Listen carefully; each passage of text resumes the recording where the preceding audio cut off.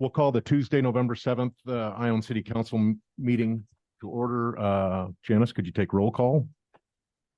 Councilmember Atlan. Here. Councilmember LePage. Here. Councilmember Ratton. Here. Here. And Mayor Rhodes is out. No. Yes, Mayor Rhodes is out due to illness, in case you didn't hear that out there. Would you please join me in the Pledge of Allegiance? Pledge allegiance to the flag of the United States of America and to the republic for which it stands, one nation, under God, indivisible, with liberty and justice for all. This is right in my face. Going to move closed session to the end of the meeting. I do. Can I'll I- second that. Actually, I suppose I should ask for a, Has to be voted on. all in favor, Aye. Aye. opposed? Approval of the agenda. I'd like to pull the item 2 on the consent calendar. So we can do that when we get to consent. So right now it's just approval of the agenda in its form as presented. I'll make a motion to approve the agenda. Second. All in favor, Aye. opposed? Changed. Presentations and announcements, we have none. That will open up to public comment. Each speaker is limited to 4 minutes. This is a time for public who wish to be heard on matters that do not appear on the agenda. Persons may address the city council at this time on any subject within the jurisdiction of the Ione City Council. My name is Joel Pitto. I'm an immigrant from Calaveras County.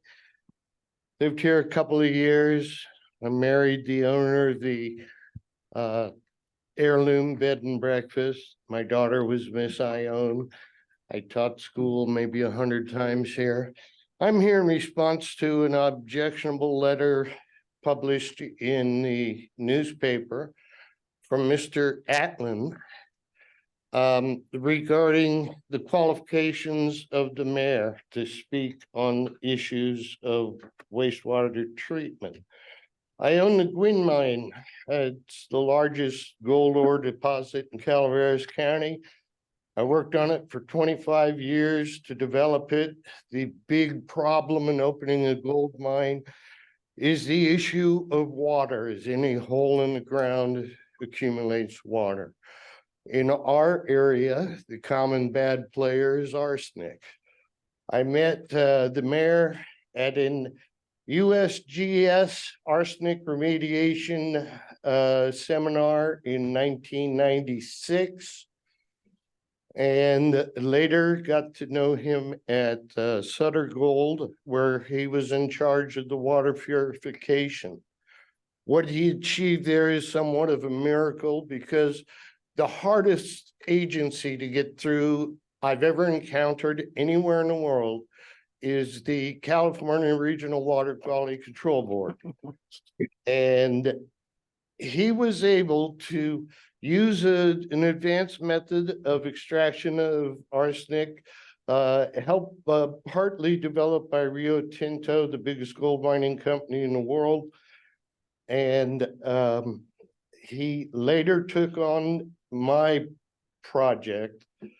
I had the water samples taken. The hole in my backyard is 2,800 feet deep. So I had to take water samples at all the different levels and try and come up with a plan on what we're going to do with that much water. And now it turns out it would be an asset in itself because it's easily filtered. But I do want to say that the work done by the mayor was readily accepted by the State Water Quality Control Board. Probably saved me 10 years of working with various attorneys and specialists and whatnot. And what he achieved both on paper and on the project of the unit he put together on skids to filter water at Sutter Gold was state of the art of the industry, somewhat of a miracle. And I would say, objectively speaking, that if you took all of the knowledge of water specialists sitting in this room combined, it ain't as much as Stacy knows in one hand. I would hope that you treat him more respectfully in the future. I thought the headline itself, Mr. Mitchell, was a little large and made it seem like you agreed with that. Howsoever those things happen. Please be nice to the guy. He's unusually talented. Take care. Thank you, Joel.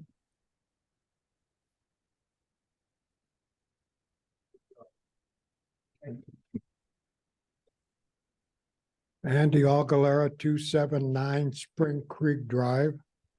Okay, I read the paper too. And the headlines. To move on or move out.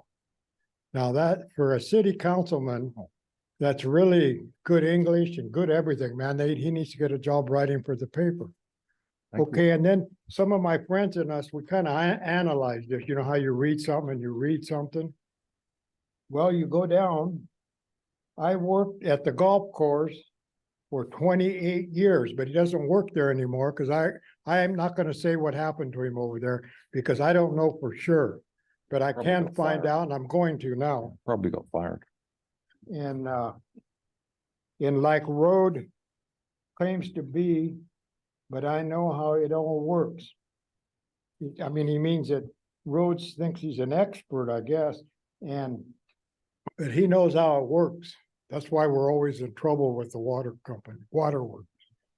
And Rhodes and Mitchell have now been proven wrong. You've been proven wrong, Jack. And it goes, let's see. He has always said, I own drinking water comes from the river, not the groundwater. I hope, Jack, that you knew where it come from. I said, Jesus, criminy, what's going on here? And then there's no misunderstanding. So there's no misunderstanding. Rhodes voted along with Mitchell to shut off the valve. Well, you voted to shut off the valve to keep us out of a big lawsuit and a big mess down the road. You know, let's say today nobody's getting sick, but let's say 10 years down the road, like if you guys pay attention to TV and read stuff, like army bases and stuff, you know, they were great when they were there, but now everybody's suing because they're getting sick from the groundwater. And he said, ask anybody of the eight people that were in the room that night when you voted on that. I was one of them. That's the best thing you two ever did so far. No, you've did a lot of good stuff, Jack. Yeah.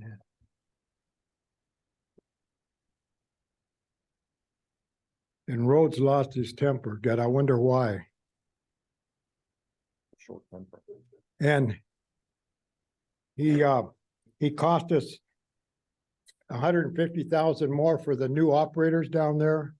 Are we gonna talk tonight about the report from the sewer committee meeting? Okay, well then I'll bring that up then, but all I can say is they found a lot of stuff down there that was never fixed from the last operator. And it's a wonder they even let that thing run. We could have really been fined if they would have wanted to. Got 30 And seconds. he didn't leave you out. You put your name in there. And then he wants Road to go straighten the school out. So we come to a conclusion on this.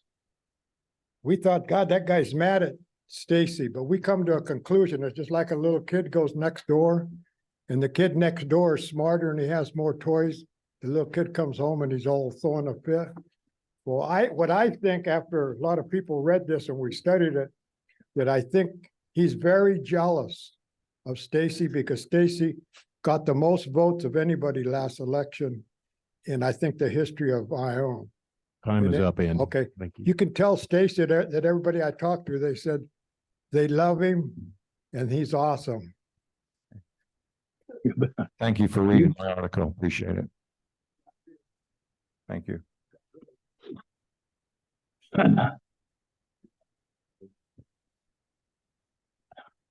What you're looking at is Can you give them can you give them your name? oh, I'm sorry, Jim Scully, Thank you. west of Ione. What you're looking at is a memo from January of 2022 from Dr. Jolene Church. To save time, let's go to the third page.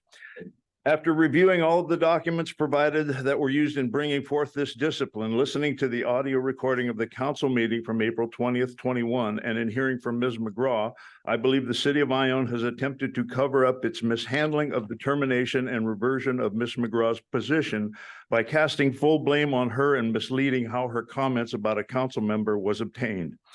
Under California Penal Code 632, recording the audio communications or conversation, eavesdropping of another person without a court order or the other person's consent is illegal in California. It's what's called a felony wobbler. It can go either way. Again, statement made by Mr. Rock is untrue.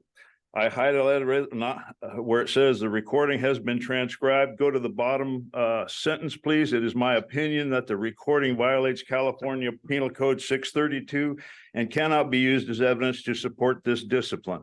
Therefore, any remarks made by Ms. McGraw were protected. Back to the third or fourth page, please. Final page. Again, I cannot accept the recording and the transcript that were not obtained by legal means, so I cannot uphold any of the claims of any policy violations wherein the transcribed audio recording was used in determining discipline. I believe the city of Ione, specifically the city manager, is fully at fault for any overpayment of salary to Ms. McGraw and failure to catch the error in a timely manner. Quote, your actions resulted in an overpayment, unquote, should be directed at Mr. Rock and not Ms. McGraw. Final paragraph, termination of Ms. McGraw should not be upheld. As stated in my opening, it is apparent that the city mishandled nearly every aspect of this disciplinary manner, including illegally eavesdropping on private conversations, and is not owning up to its errors. Now, if you read the transcription on page 66, your city attorney at the time, Sophia Myers, threatens McGraw with, quote, penalty of criminal action 3 separate times. I can't find any criminal action for talking about what goes on in executive session. All I can find is a little bit of civil stuff, and it's pretty harmless. And, you know, it's basically your city attorney was lying to Ms. McGraw. And gee, all of a sudden, if it really was against the law, why isn't that one of the charges she's looking at? You're looking at only embezzlement. And again, I ask you, please read the complaint on this. And again, I'm sorry, I thought that the chief would be here. It's obviously that McGraw is a whistleblower and that the DA does not like this happening, because I think he's got some problems. At this point from the outside, and again, I'm sorry the chief wasn't here, it looks as if Ione PD is complacent in this. And he to start scratching out a 632 report identifying, I'm not saying go kick his door in and arrest him. I'm saying do a crime report and do a 182 penal code crime report for illegal dumping and start doing some investigation. Because right now, it just looks as if he's in with the DA and you're just ignoring it. I'm sorry, this is happening in your jurisdiction. Again, it's 632 and 182 regarding the seeping and the contamination, et cetera.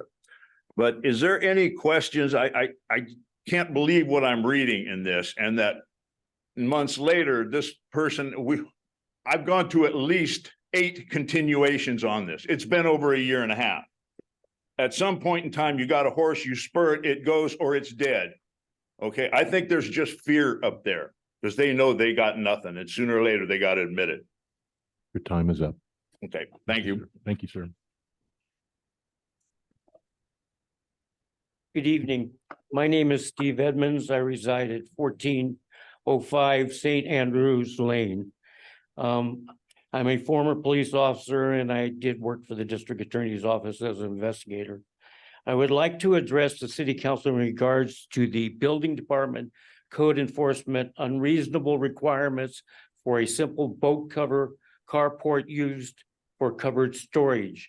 These covers are existing on my property, as I did not realize they required a building permit, as most of the California Building Code does not require those permits, but I know I read it, Ione does now. Josh Terapelli said I needed to provide plans. I asked him what kind of plans he needed. I said, it's a couple posts with a 29 gauge top. I said, you can come out and look. I said, the setbacks are fine. I said, the other one is illegal. The setbacks are not fine. I think he didn't like that. And so he said, I said, what kind of plans do you need? He now tells me that I need a wet copy plan and that are site specific with an engineering stamp. I go, that's crazy. I said, if you're not familiar with that, that's generally for a house that you're building. I said, this is a cover.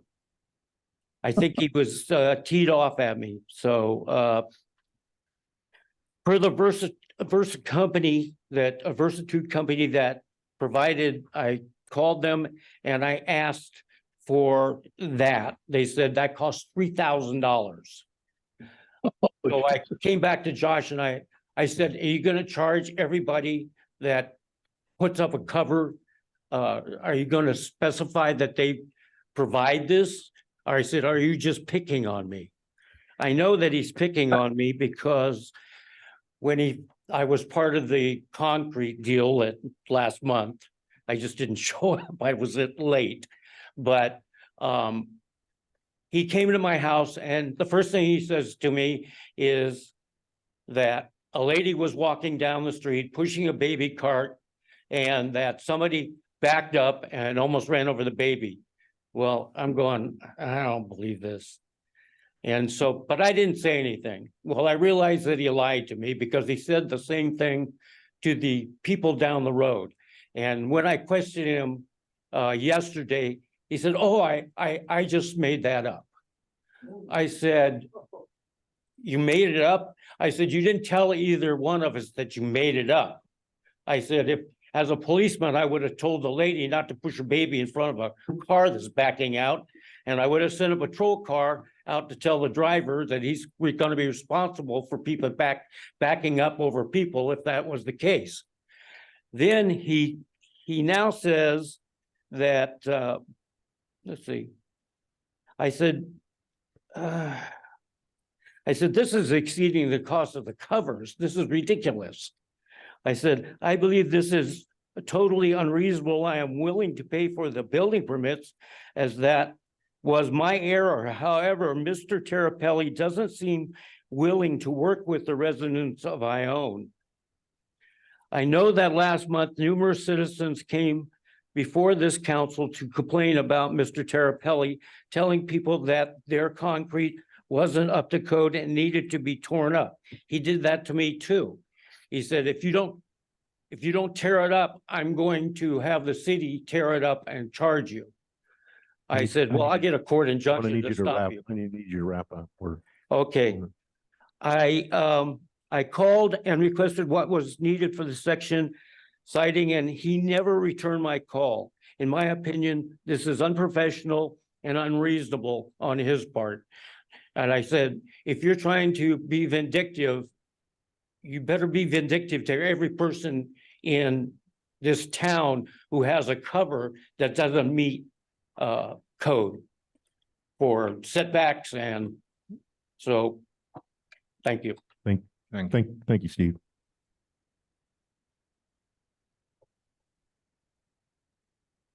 Paul Bates, Castle Oaks. I'll be quick. I'm missing my ice hockey team's practice tonight for this, but regarding Lori McGraw, I've reviewed a fair bit of this case. It's a dead fish.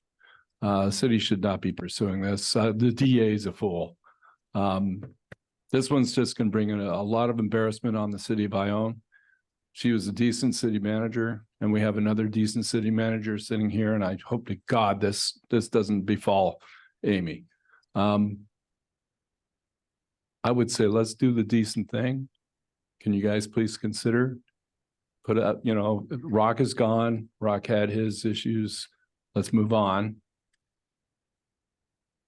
We're trying to straighten out things a little bit here. We have a chance to do it. That's the right thing, for Lori.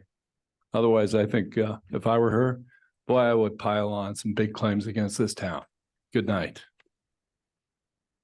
Like bigger than 2.8 million. That's pretty- I have in front of me California law governing. Larry, will you introduce yourself, please? So will you give them your name? Oh, Larry Rhodes. Thank you. I Sorry. imagine you know me.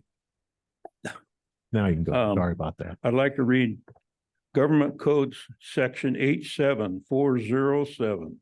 No public official shall make or presentation in making or use of his or her official position to influence any government decisions directly related to any person with whom he or she is negotiating or has an agreement concerning prospective employment. I just thought I'd like to read that, and I have comment on the article that Outland wrote, the water board. I'd like to know, I don't like to know, I'd like to make the statement, I wonder what these people do to the city managers that they don't like after reading this. Thank you.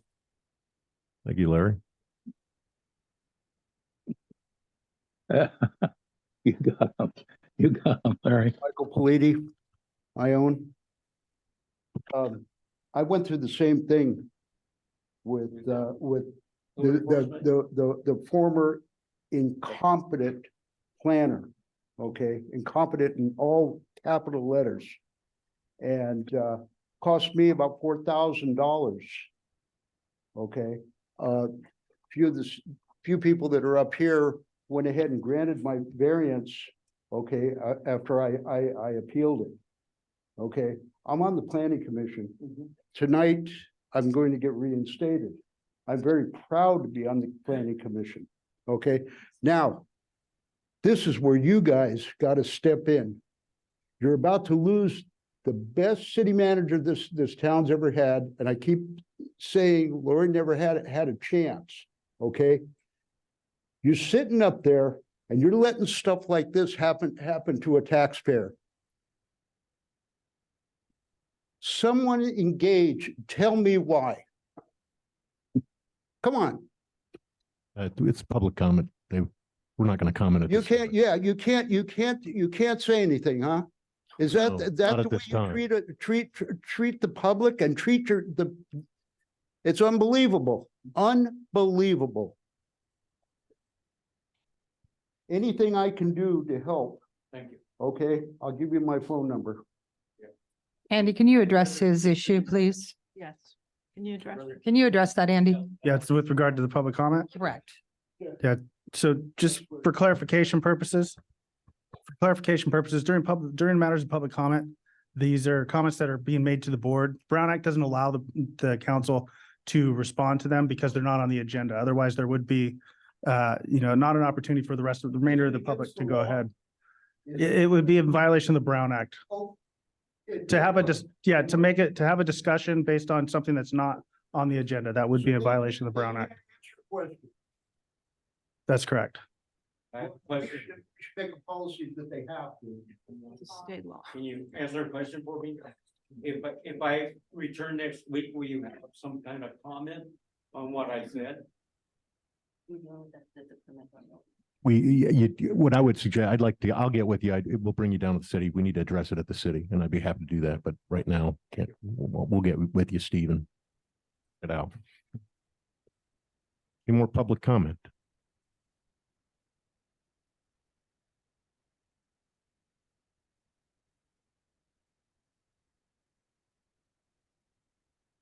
Yes, I was just going to suggest they could. Could you introduce yourself? Isn't that right? Give your name out, please. This is Oral Custer, Thank you. 577 West Marlette in beautiful downtown Ione. Thanks, Oral. I just wanted to especially express my deepest condolences to the Owens family and others that were hurt in the tragic attack last Monday, right around the corner from where I live on Violet Lane. And I don't know if there's anyone here from the family, but in the Ledger, it wrote that the son-in-law, James Grubbs, wrote a very good report, I thought. And if no one objects, I would like to repeat what is written in the Ledger. Okay? I represent Lori Owen's family, who was murdered yesterday morning here in Ione, Grubbs said. Our family is here to demand justice. And when we're going to talk about justice today, justice is not just against the criminal that committed this crime. The main crime that's been committed, or a huge part of it here, is the justice system that failed Lori and failed all of us. This was a paroled attempted murderer with a very deep basis in his town, in this town. And the fact that no one knows anything about the background of it, and all of us are here already do, is part of this tragedy. Oh. He never should have been free in this town again. Allowing convicted attempted murderers or mentally ill criminals to be released from prison with a zero supervision as a transient is completely unacceptable. Lori was a grandmother, a mother, a wife, a sister, and a friend. Many loved her, and she was stolen from us because of negligence and incompetence of a failed justice system. Our family is demanding an external investigation, not only to the release of this criminal onto our streets, but the handling of the supervision of him in this area. Lori may have lost her life yesterday, but we want to make sure that this tragedy is used to save other lives. There must be accountability in the people who support the release of such criminals. Okay, then there was a follow-up with that, was a press release by Senator Marie Alvarado Gill. And I appreciate what she said. You've got about 30 seconds. Okay, my heart goes out to the victims of those preventable heinous crimes. But I would like to see Senator Marie Alvarado Gill, even though she's a Democrat, introduce a bill that would allow information given to officers, to law enforcement, because there's quite a bit of information given to, I understand, to Police Chief Alfred prior to this. So anyway, that's my view, and I hope nothing like this ever happens again in our beautiful city. Thank you. Thank you, Oral.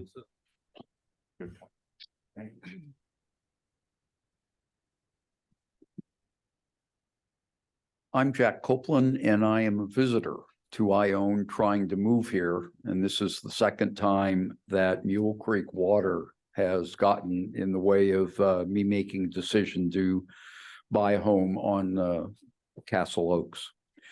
I think you're making a terrible decision by putting industrial wastewater from Mule Creek on the surface of your golf course.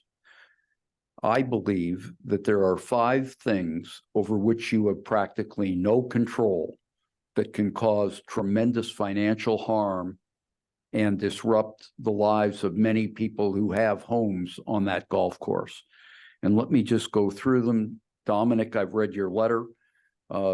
You, I'm sure, have thought of these 5, and I'd be very interested in your assessment. Number 1, every realtor in this area, required by the state, has to make public material of effects, material situations which can affect the price of a home.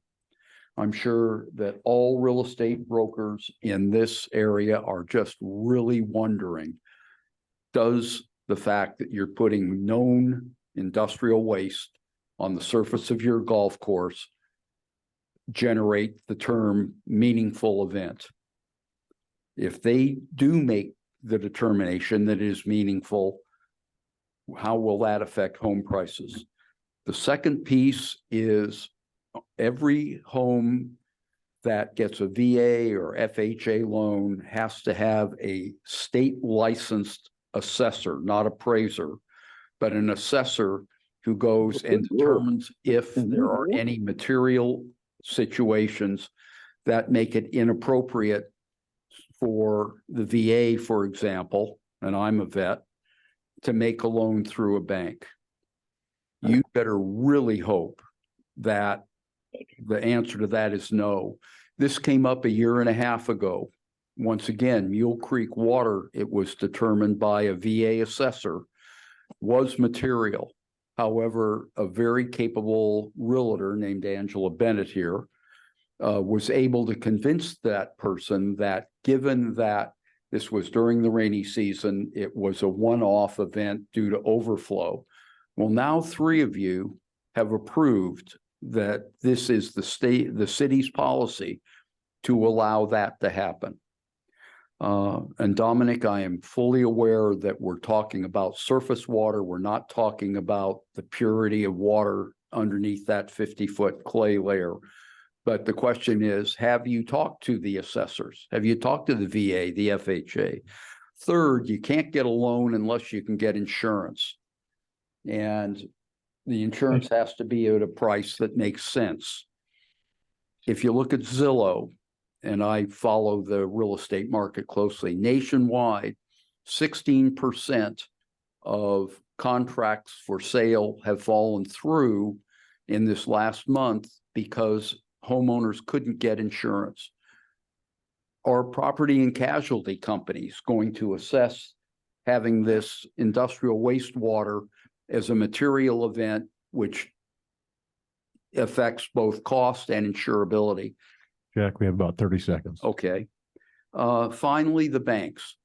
A bank can't loan unless you've got all these other component parts taken care of. How many of the homes on Castle Oaks are rentals owned by someone for investment purposes? Next quarter, those are going to get reassessed at 8% rather than 3%. Good luck. So thank you for my concerns. I hope you've thought about all of these and that I'm just worrying without need. Thank you. Thank you, Jack. Any further public comment? We'll move on to the consent calendar.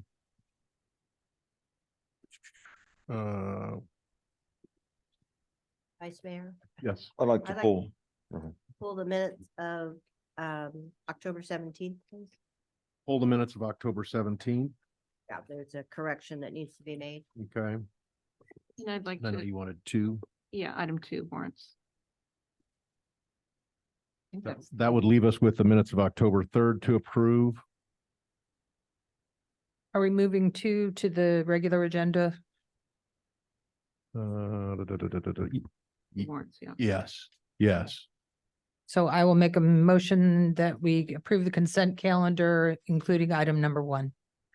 Second, All in favor? Aye. aye. Opposed? All right. Next on the agenda, we have the reappointments to the Planning Commission. Recommendation by motion and confirm Mayor Rhodes' recommendations to reappoint Mark Gephardt, Amber Hoyska, and Michael Politi to the Planning Commission. Appointments would expire on October 2027. So she just did one that I heard. That's why I'm making sure. Did you guys want to do that? Do each one of these separately? I think You they're said all number on 1. one, aren't they? I've got There's this number separate. item, So those are all on consent. So the 3 and the 4 there, the under G. Are already oh, done. sorry, my motion is Consent. incorrect then. Unless that was. Yeah, my motion was incorrect in that it only included item number, the minutes. Yeah. My mistake. Yes, that's right. I'll make another motion that we, that the consent calendar be approved, including the minutes of October 3rd from item number 1, item number 3, and item number 4. I'll second. We have a motion, a second, all in favor, Aye. opposed? It's easy. On on regular agenda, we want to move into the November 7th warrants, discuss that. Do we want to do the public hearing first? We can do the public hearing first, that's fine. We'll do, I'm sorry. should we'll put that do- in we should regular do agenda- the- Regular agenda. We should do the consent calendar So, items. yeah, typically when you move things out of the consent calendar, then you take action on the consent calendar and then you discuss the items that have been removed. All right, Okay, so the warrants? yeah, so we're looking at, And then we would take action independently on each of those that have that been. have been removed, yeah. So we're looking at item number 2, the November 7th, 2023 warrants. Okay, I had a couple questions. Find it.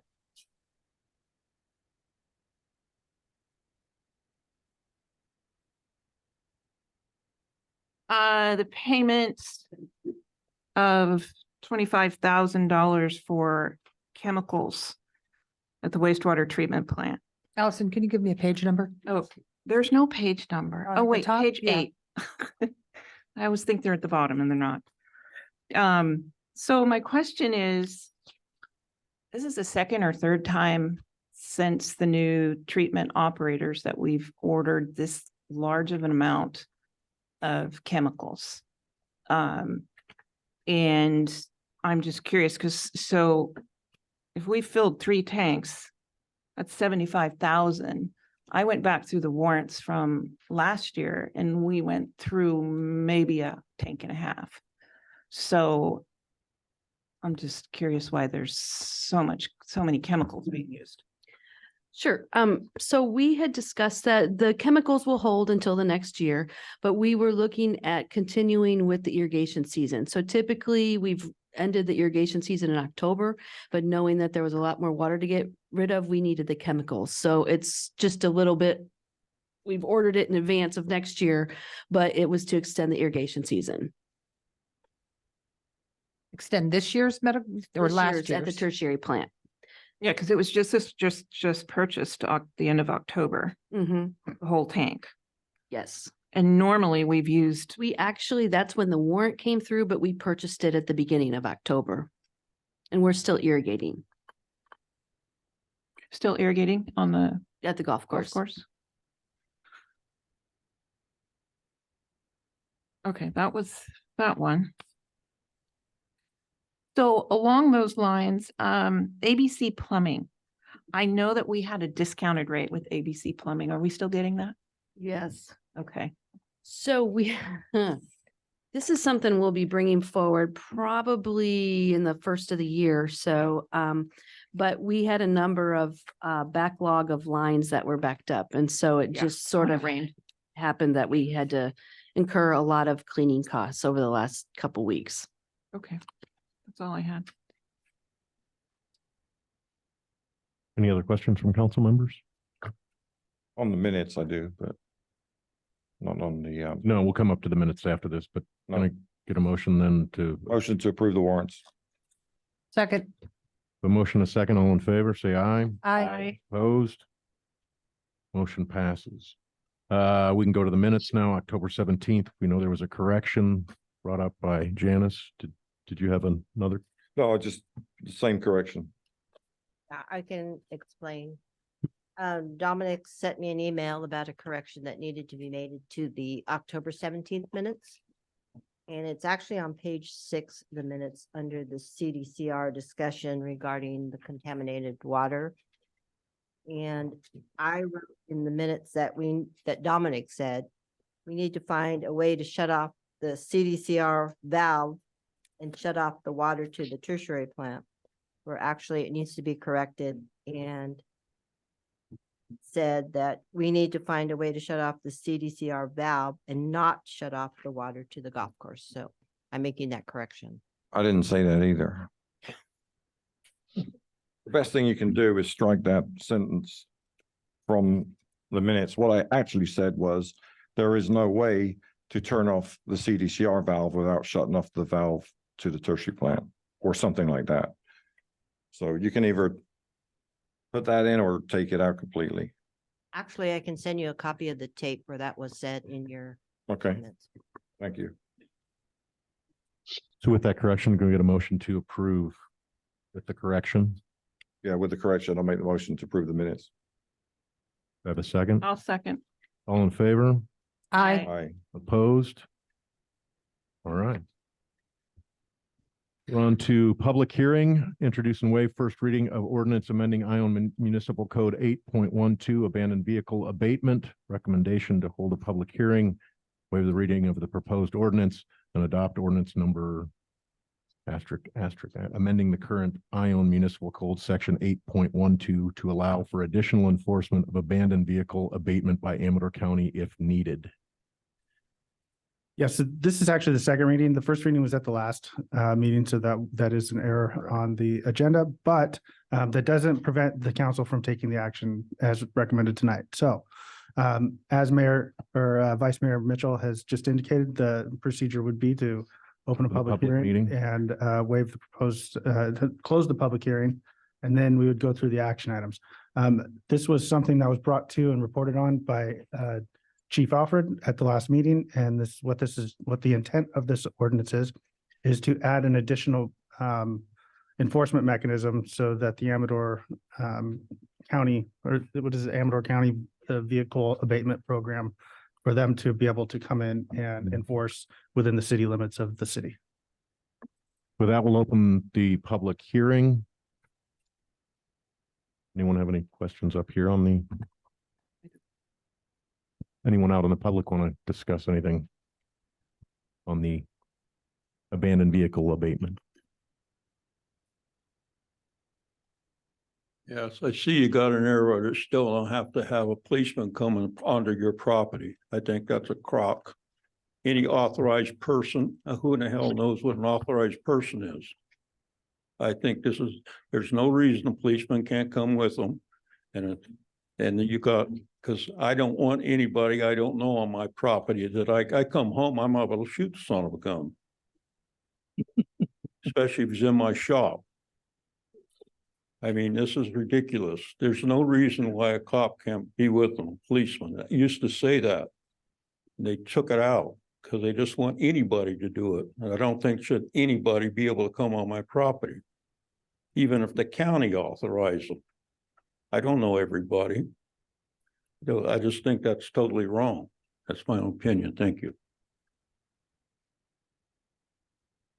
Any other public comment?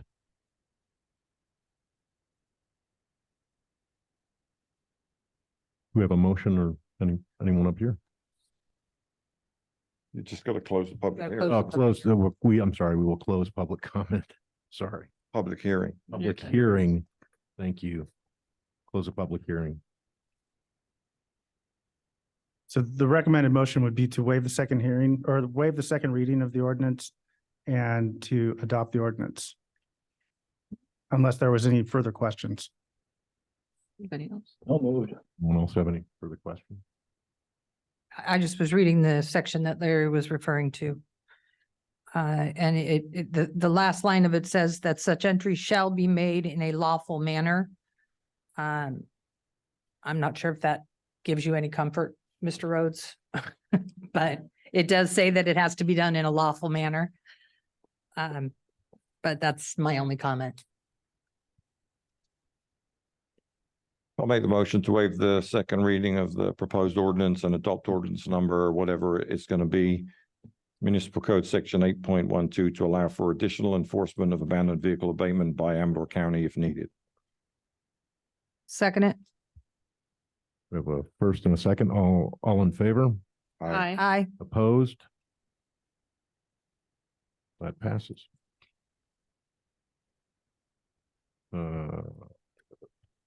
We're going to get to our regular agenda response from CDC, excuse me, we're going to switch these around. We have Catherine online. with Hold on. presentation. Well, you have another public. Oh, do I have another public hearing? I'm sorry, I jumped right past it. The 2021, 2029 sixth cycle housing element update recommendation to adopt council resolution number 2023 a resolution of the City of Ione City Council adopting a general plan amendment to update the housing element of the general plan for the sixth cycle period of 2021 to 2029 to affirmatively further fair housing and substantially comply with state housing element law.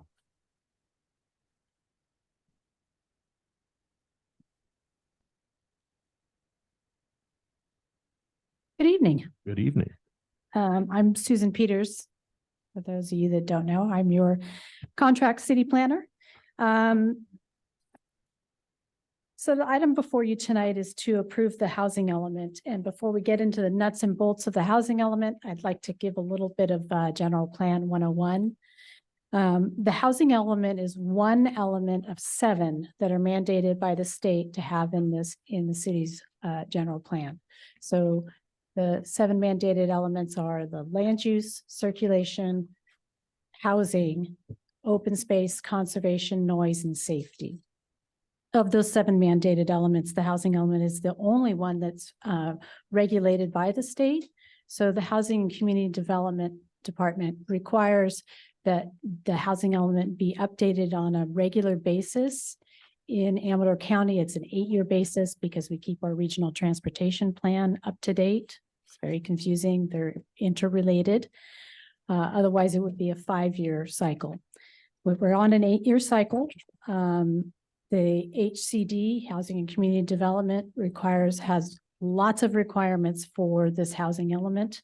And they, over the past several years, have created lots of sticks and not very many carrots for the jurisdictions in order to make sure that the jurisdictions keep their housing elements up to date. So in this housing element, will see goals, policies, and actions to address the current and projected housing needs, including housing preservation, rehabilitation, and development, analysis of housing-related constraints, inventory of sites suitable to accommodate housing needs, assessment of financial and programmatic resources for housing, analysis of fair housing issues and constraints. This all funnels down to what's called the regional housing needs assessment numbers. So each region is given a number of housing units that the state wants to see you not build. You're not responsible for actually building the units, but providing incentives, removing constraints, and providing for appropriately zoned properties so that these affordable housing units can be developed. The numbers that were given to the city of Ione are 117 units, and that's comprised of 15 extremely low units, 15 very low units, 20 low-income units, 25 moderate income units, and 42 above moderate units. So this housing element was done collaboratively, just like the last cycle, the 5th cycle was done, where the cities and the county combined to do a collaborative approach to the housing element. I believe there's only 2 counties in the state that have done it this way. It's done at a considerable savings to the jurisdictions by, there's efficiency in numbers essentially. This was paid for by a regional early action planning grant that the county of Amador received back in 2019. This was reviewed by this has been through several public hearings, including the last one, which was reviewed by the Planning Commission. They did recommend that the City Council approve the housing element. However, they did want to make sure that the City Council was aware of some of the implementation measures that have to be done in order to keep the housing element current, and that you can't just put it on the shelf, so to speak. And the state requires an annual review of how you are working towards implementation of the housing element implementation measures. So I won't go through the list. I provided it in your staff report and it's available for the public. But the bottom line is that there will be continued work that needs to be done, some amendments to the zoning code, and some other outreach projects that need to be done by the city in order to maintain your certification of the housing element. So what's in front of you tonight is a resolution to approve the housing element. It's actually to amend the general plan to include the new housing element into your existing general plan. Do you have any questions of staff? I just have one that never gets answered, so I'll give you a shot. What definition of affordable housing price wise in Ione and in Amador County? What's the number? It's in the table that's in the annex. Casey, can you pull that up? Yeah. Thank you.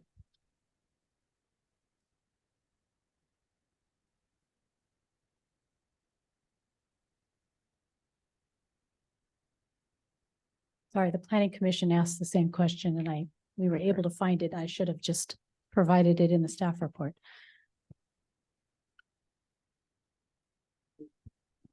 Yeah, what I'd like to know is what, you've got the 4 categories, what they are, like currently. Of course, they change, but They changed what based are on the medium income of Right. the county. what is, and I don't need it now, but I'd like to have it Okay. at some point. Okay, yeah, so the 4 categories are the extremely low, low, very low. Excuse me, extremely low, very low, low, and Moderately low. moderate. So those are the ones, and it's those numbers are pretty Fluid. minimal. Right. Well, and they change Yeah. as the incomes change throughout the county. Yes, but so that's part of the reason why the Housing and Community Development wants you to regularly update your housing element, is because those numbers do change, and because the economy changes and constraints might change. So, and legislation, there's been a lot of new housing law over the past 2 years in particular. I can certainly email this to you if you want to make it faster. Yeah, I don't need it today. Thank you. Is what that was the moderate, was that the moderate or the? The average of quote unquote low income, 350 or 357,000, something like that. I'll pull out the table. It is in the document. Do you recall what page though? I have no idea. That's fine. I don't need Keep it. in mind, I'm doing this for 4 different jurisdictions, so.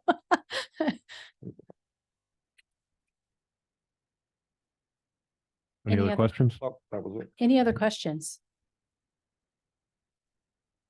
Do we have any public comment? I'll open the public hearing. Or we're gonna open the public hearing, public comment.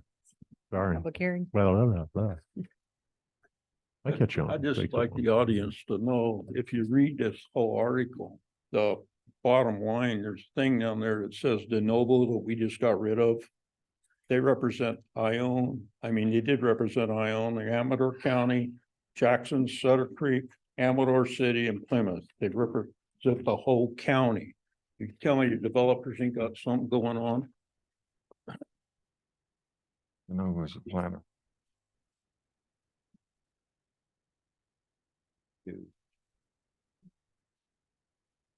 Good evening, council members. Craig Baracco, Executive Director of Foothill Conservancy. To maybe reintroduce myself to those who might know me in a previous job. I was. The Foothill Conservancy has long advocated for the construction of adequate workforce housing throughout Amador County. We also deal with the consequences of inadequate housing supply in our efforts to clean up the homeless encampments that are found in the region. Just a few comments to offer on your adoption of the housing element. One is we commend the city of Ione for actually building homes over the last cycle of the housing element, which differentiates you honestly, from most of the other jurisdictions in Amador County. If you just look at simple building permit stats or number of homes built, by far, Ione has been providing the majority of this community's, this region's homes. And so we want to highlight that. Just the other element I wanted to talk about a bit was while you have built homes, they've all been single family homes on decent sized lots. The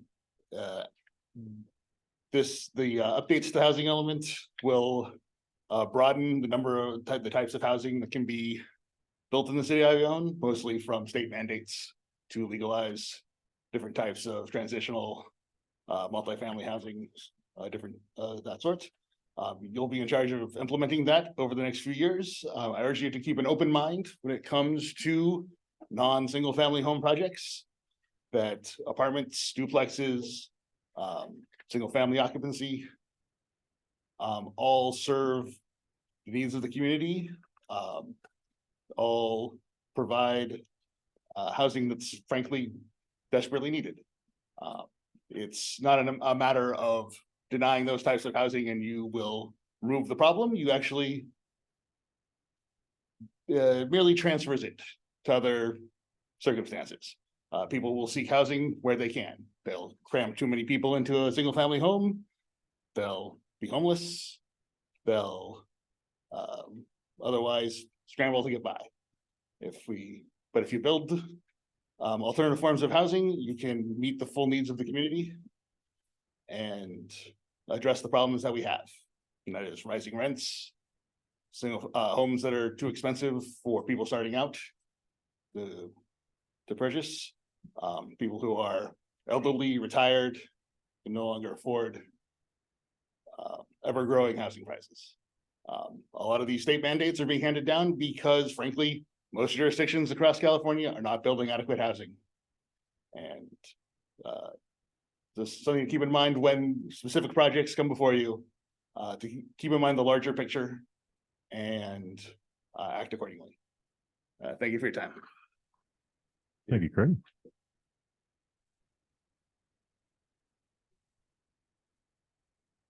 Michael Politi, Ione. We did vote on this and to send it to you guys. One thing that some of the things this gentleman just touched on makes a lot of sense. $350,000, you at this day and space, you couldn't build a house for $350,000. I mean, this is good, let alone apartments or anything else. But one of the things I brought up at every time this was brought up at the commission meetings was, this is where you guys have to mind your P's and Q's and not let developers take advantage of this Ione and the taxpayer. You're going to make sure that another bunch of Riverlands come in here and get carte blanche and don't pay their fair share. Okay, whether it's low cost housing or apartments or anything like that, you've got to hold these developers to a standard, and don't forget it, because the track record that this town has on developers isn't so sweet. Anyone else from the public? And we will close public hearing. Have any motion from the council? Or Someone make a motion. I just want to be clear that this housing element is countywide. We are all working on this together. It is not our single, but it is a countywide initiative. So this was developed with policies that apply, a group of policies that apply to all the jurisdictions involved, and then specific policies for each individual jurisdiction. So yes and no. There will be things that you are doing that you have to do on your own, including some updates to your zoning code, and outreach that you need to put onto your website, et cetera. There are other things that need to be done collaboratively via a planning work group made up of the planners in the county and the cities to collaborate and work with like the Amador, Tuolumne, Calaveras Tuolumne Action Group to try to initiate more housing. So there's So we all have our individual pieces, but And- this is sponsored by the county and the individual municipalities. paid We're for not by- going this alone is really my, I mean, this is not just ours. Each jurisdiction requires certification on their own. okay. Thank So- you. That's what so for that's what I was trying to example- get at. Yeah, so for example, if the city of Plymouth doesn't want to approve their housing element, then it doesn't impact the city of Ione. You Okay. still have to proceed with what you're doing. Okay, great. And I did want to say that the breakdown is in the quantified objectives. That's in the housing plan, the first chapter of the ordinances or the element. And then the breakdown of income is in the background report under household income. So you can put those two tables together, and I can certainly send out an email with that information combined. If you wouldn't mind. Happy to do that.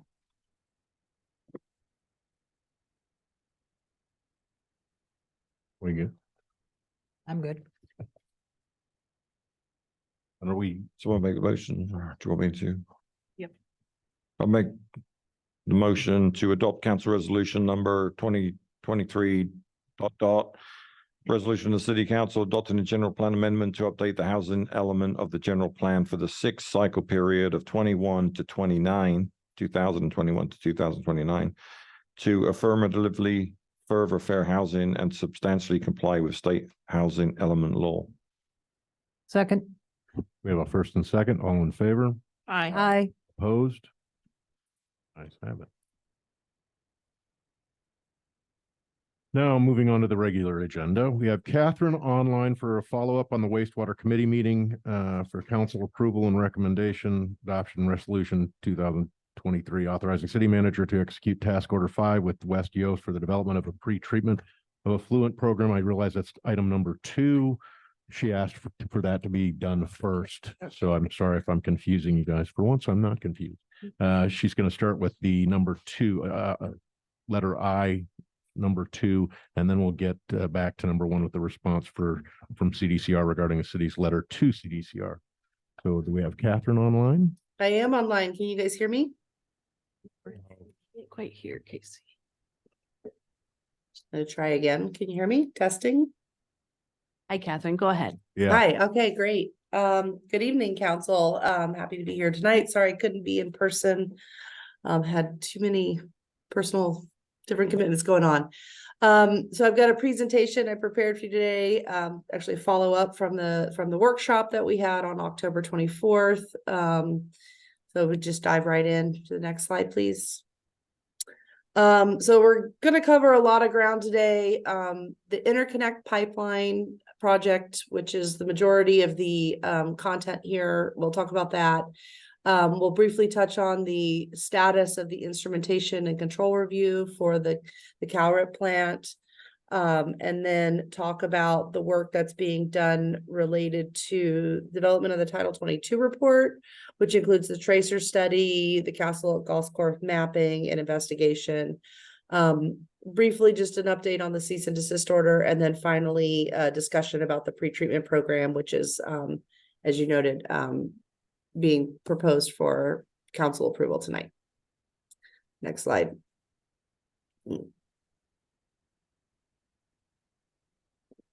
Okay, so for the interconnect pipeline, next slide, the topics are a quick just overview of what the scope of work is currently in play. I want to present a discussion for consideration. This future vision of the treatment plant, we've talked about this a few different times at the council meeting, and this is this vision of what this plant could be and what the city of Ione could provide for, within the region, the leadership role that could be taken is really important when thinking about this interconnect project, because the interconnect facilities are critical backbone to that vision. So I want to talk a little bit about that. Then we'll get into the alternatives analysis and a discussion with the next steps. So the scope of work that we have within our current contract is to evaluate basically two different alternatives for transferring water between the Ione treatment plant and the Castle Oaks water reclamation facility. So sort of you can see on this figure, there's the yellow line and the blue line emanating from the northwest corner of Pond 7. That is where the existing effluent pump station is located. The yellow line is the alignment that my team has kind of evaluated and determined is the appropriate alignment for connecting into the ARSA pipeline, which is the it's called the ARSA pipeline, but what that is a pipeline that can bring flow from the main ARSA pipeline into the treatment plant. It was built several years ago, basically to allow for the city to bring flow in if ARSA was discharging flow and the Castle Oaks water reclamation facility was offline. The blue line on the figure is the original alignment that had been presented before, which is the connection to the Woodard Bottom pipeline. And I will get into some detail on both of those some more. So this is just the overview. We were supposed to look at these alternatives and then kind of present pros and cons of each. And then ideally the city would select a preferred strategy, and then we would move forward to complete the preliminary design. So next slide, please. So taking a step back and thinking about this future vision for the treatment plant, this is just kind of an overview of the thought about this. But the city, really can be a leader for regional wastewater management. At the treatment plant itself, there is a lot of space out there. There's the 2 percolation basins as well as the city field. Those are facilities that could be converted into storage and allow for management of wastewater flows during periods when irrigation can occur. But most importantly, the Castle Oaks water reclamation facility, currently only the capacity that's being used within that facility is about maybe 2/3 of the available capacity, which means that the city has the ability, if there were users of, or customers effectively for recycled water, to treat more flow and send it to those customers. So that could be the local mining facility that's been discussed, I believe, with this council in the past. At the last council meeting I was at, there was some discussion about construction water trucks filling up with Amador water, potable water. Well, they could be filling themselves with recycled water from this facility. There's other landscape uses, both within the Castle Oaks neighborhood, as well as city parks and other facilities that could take recycled water. And then finally, there's a lot of agricultural land in this area, and with disinfected tertiary water that's treated to a high level, you could irrigate those properties, and potentially find landowners that are interested in receiving this water. Of course, there's a lot of things that go into this vision, including improving the water quality coming into the Calriff.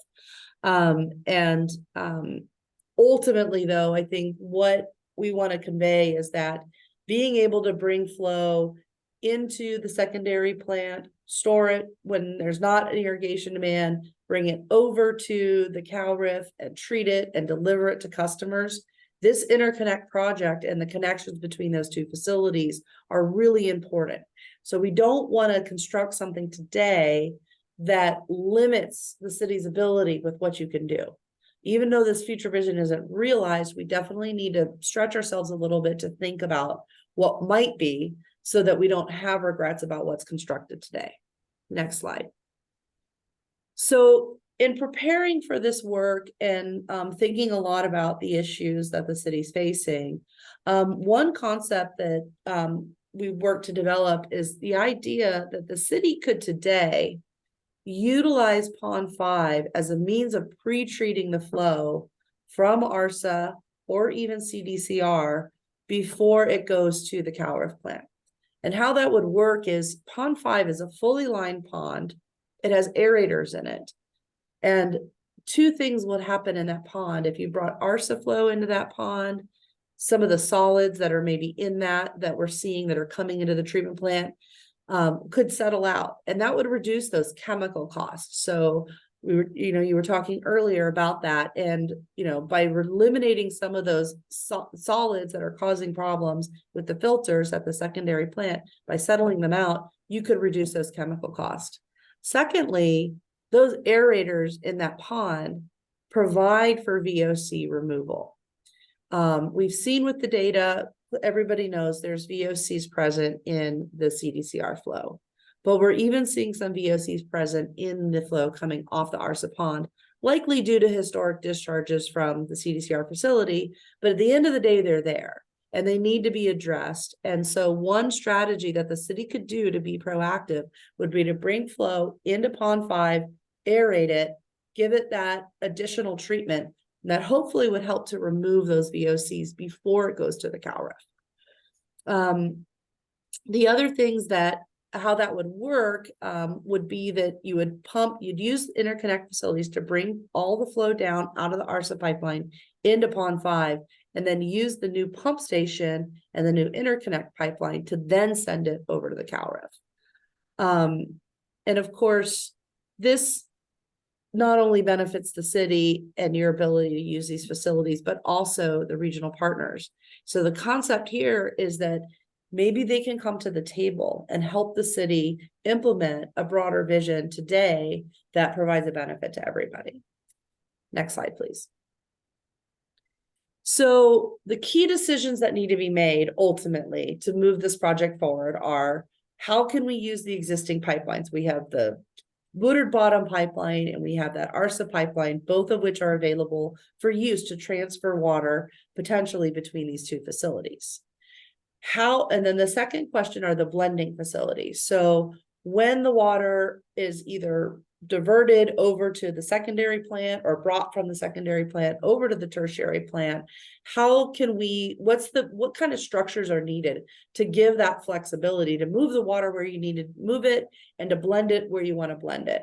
And that is something that we want to potentially build into this project today. So again, you have that flexibility to really move this water where you want it to go. And then finally, what pumping facilities are needed? Initially, it conceived that the city would just install a pump in the existing effluent pump station, but that has limitations from a capacity and a redundancy standpoint. So at some point, would you need a bigger pump station? And the question really is, should that be built now or can that be deferred till later? Next slide, please. So with respect to the pipelines, this was on the original slide I showed. Again, there's two alternatives. One is using the existing pipeline that connects ARSA pipeline to the wastewater treatment plant. So following on this figure, the ARSA pipeline is the pink line coming down into the Calref facility. And you can see right before where it enters into the Calref facility, there's a green line that comes off of it. That green line is the one that comes back to the wastewater treatment plant, and it can discharge into Pond 5 or Pond 6. So the concept of using that ARSA line would be to pump from that pump station. You'd have to go up around between Ponds 5 and 6 and then back over to a point in that pipeline that's upstream of basically where there's a manhole that it comes out and you lose pressure. So it's a longer alignment. And I will point out that the reason that alignment is a little bit longer is because between Ponds 1 and 5, that's where the influent sewers, there's several existing pipelines in there. And our team thinks it would be pretty challenging to try to run a pipe through there. And that your probably best bet is to go around. Alternative 2 then is using the existing Woodard Bottom pipeline, again, that connects to the Calref. So that would be a shorter length of pipe that would come out of that pump station and connect directly to the Woodard Bottom line. Next slide, please. So with alternative 1, thinking about this long-term vision and what this does for the city, because the ARSA line, the green one on the previous figure, is currently used or can be used to deliver flow to the treatment plant. If that were the pipeline that were used to deliver flow from the treatment plant over to the Calref, there'd have to be another way to get flow into the plant. So you could use the Woodard Bottom pipeline for this purpose. You could bring flow in using the Woodard Bottom pipeline and pump it out using the ARSA pipeline. The benefit of this approach is it allows the city to move forward right away with connecting the secondary plant to the tertiary plant, because the city owns all of those facilities. You own the ARSA pipeline, you own the land where the construction would occur, could move forward with it right away. The cons, however, is that it's really not an ideal configuration for treatment.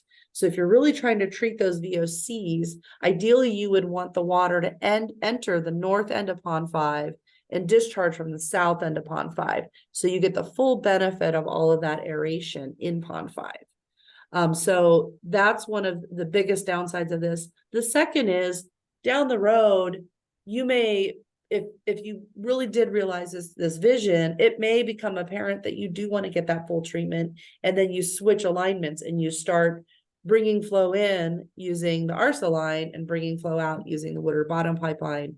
You may end up with some abandoned assets. So again, it's just not the ideal configuration for this vision that's created for the plant, but it can work. Next slide. So with alternative 2, basically you would, because the ARSA line is available, you could then bring flow into the plant and the ARSA line, pull it out at the south end under that ideal treatment configuration, and pump it back up over to the treatment plant, the Calref. Obviously that is the benefit here. This would be a more ideal configuration. The downside, though, is effectively, the need to coordinate and use the Woodard Bottom pipeline. So you'd have construction within Dave Brubeck Road. You may require some encroachment permitting for that. Most critically, it's coordination with CDCR. It's their pipeline. City would have to come up to an agreement with them for that use. The other thing is that where the Woodard Bottom pipeline comes in, it would have to be reconfigured up near the Calref facility. So you would definitely need some additional piping up at that end.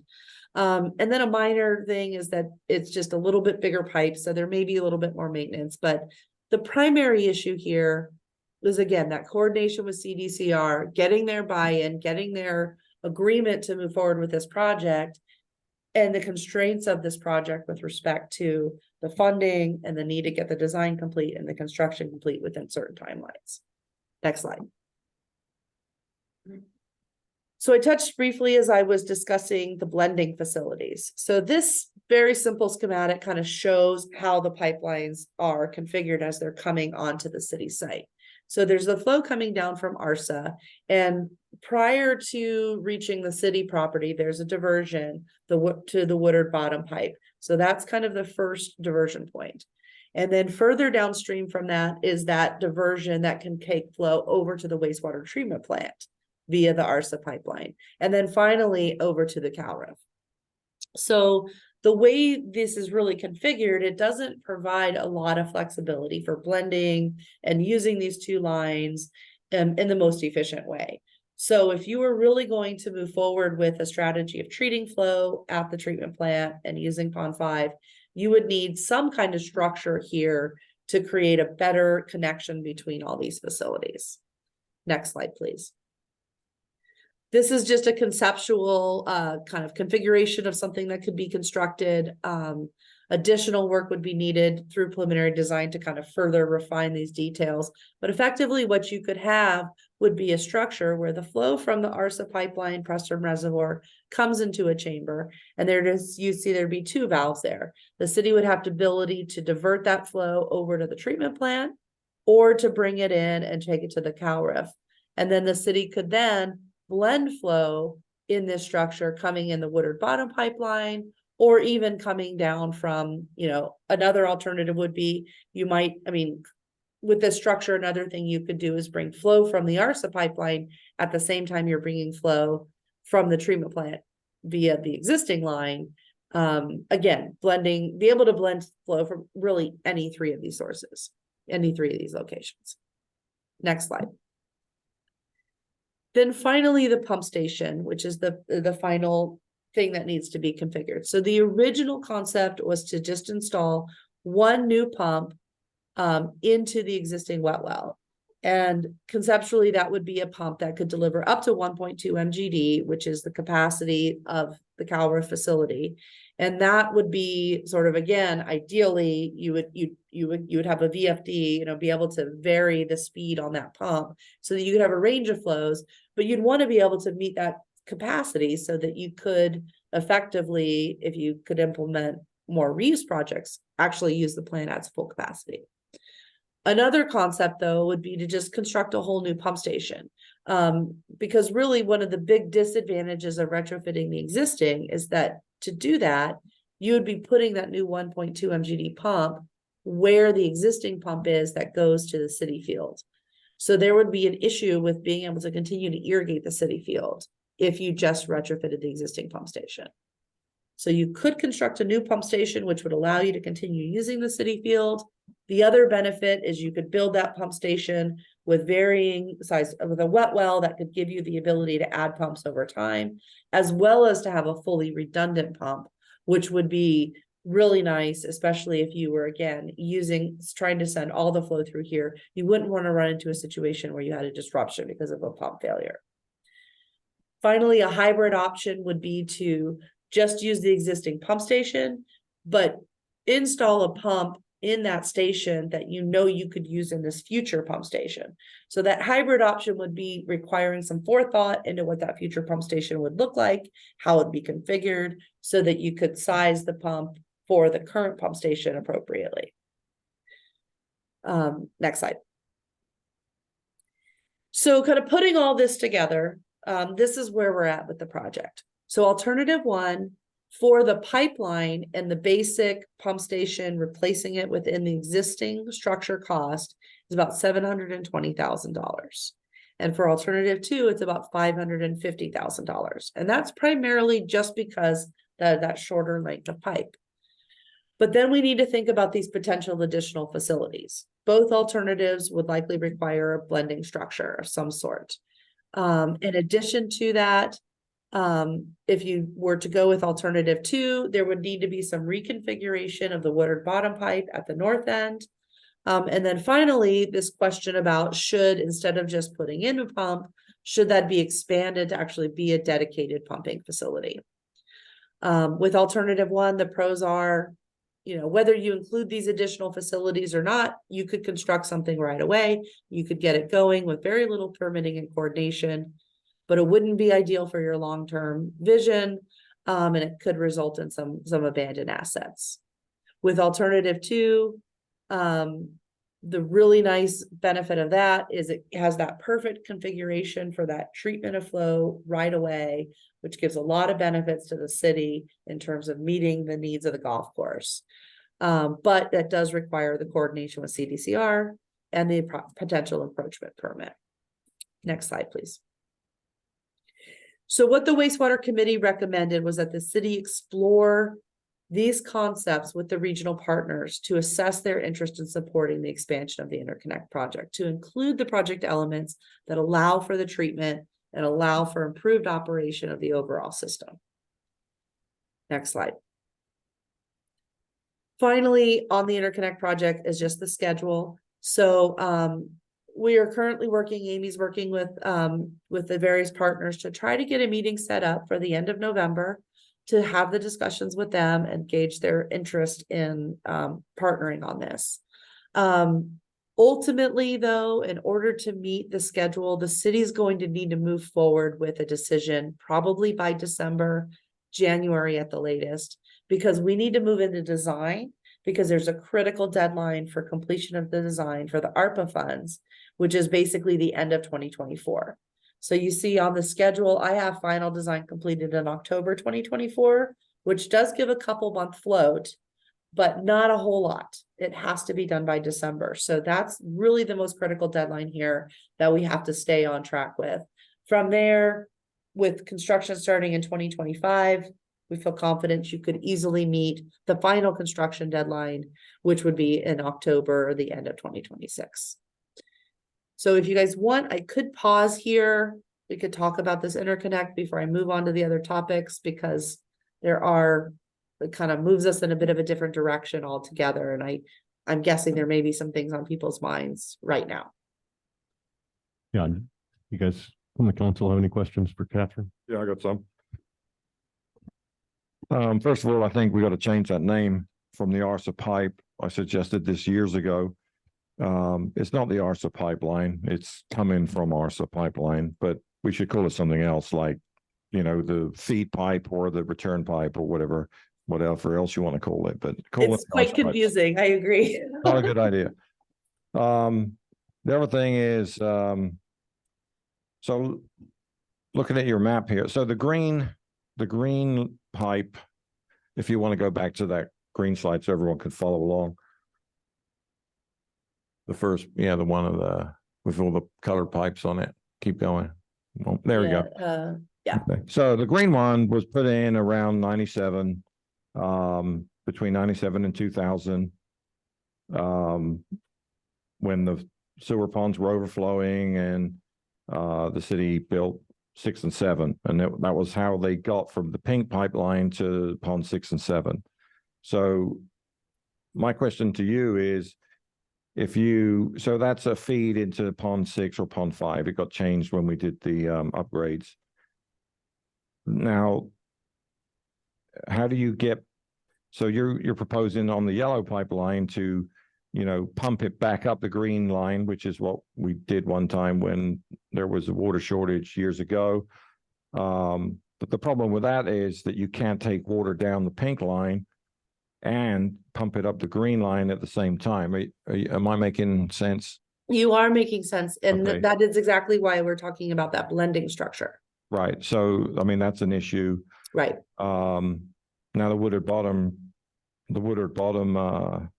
line, we had pretty much, signed off with CDCR last year. They were going to go ahead and let the city use that. And then everything changed. So I'm not sure where it is right now, but that was basically the last I heard last year was that somebody high up needed to sign off on it, but everybody locally was, was pretty much on board with that. So, so we need to find out like where we are with that.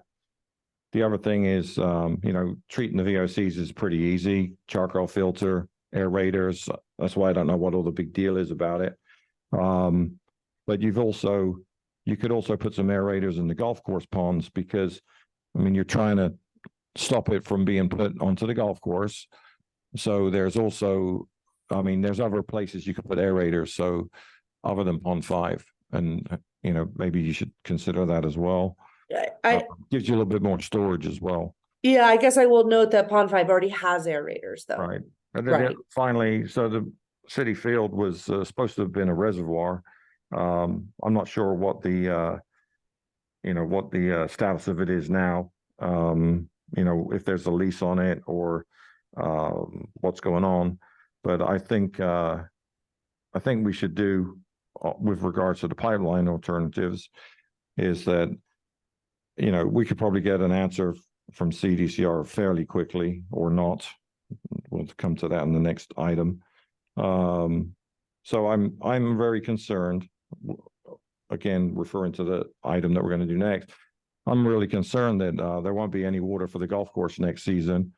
And I think this has to happen like right away. And I think that we need to do whatever we can do without anybody else's help as soon as we can.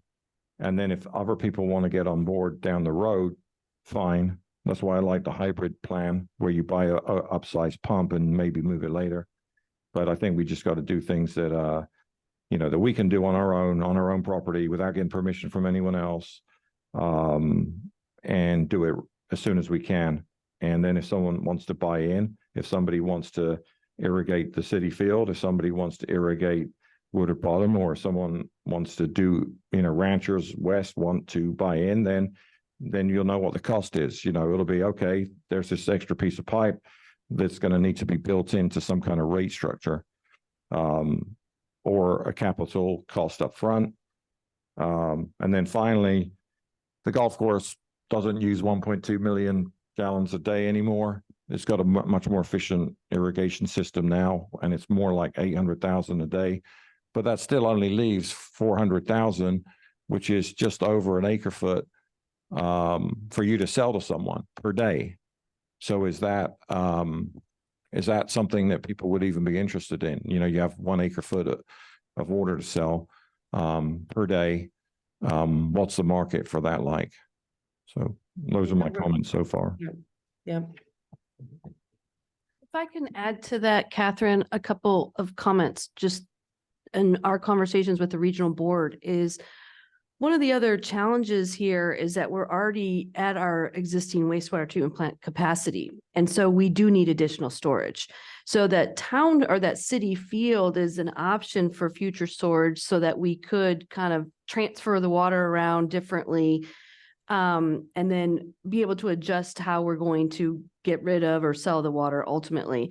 But there's also, what I'm getting at is there are some other inherent short-term challenges that are a little bit longer term than what we're talking about, but I'd say more in the 3 to 5 year range that we're also going to be needing to consider with being at existing capacity of our secondary plan as it is. May I ask what the current status is with the city field? That is irrigated and farmed with alfalfa. By lease, That's a good question. I'll have to look into that. I don't know. Because if it's by lease, I mean, it's the city lease, and if we need additional storage, that only makes the most sense to put it there. Yes, I can't speak to that, but it does make sense. But in terms of the lease, I can't speak to that right now. Okay, I would like to get that information. As soon, in order to make this kind of a decision, we kind of need to know that.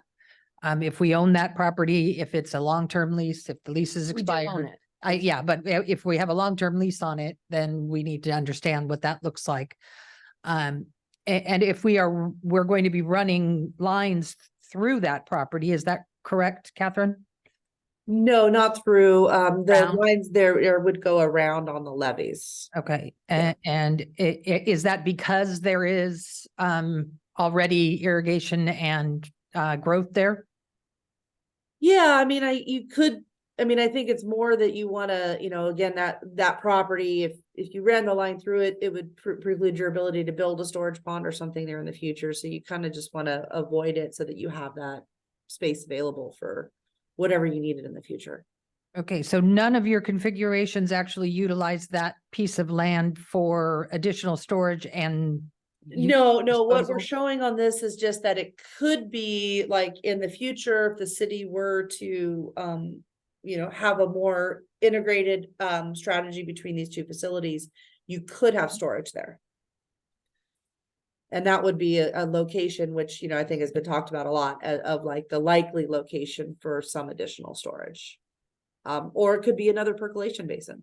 So I guess, could you speak a little to the water balance, Catherine? I think that's sort of where we're dancing around. Yeah, so, well, the water balance work that we did and that we've done, we've developed a calibrated water balance for the system. And really for the city's facilities, there is adequate disposal capacity with the 2 percolation basins.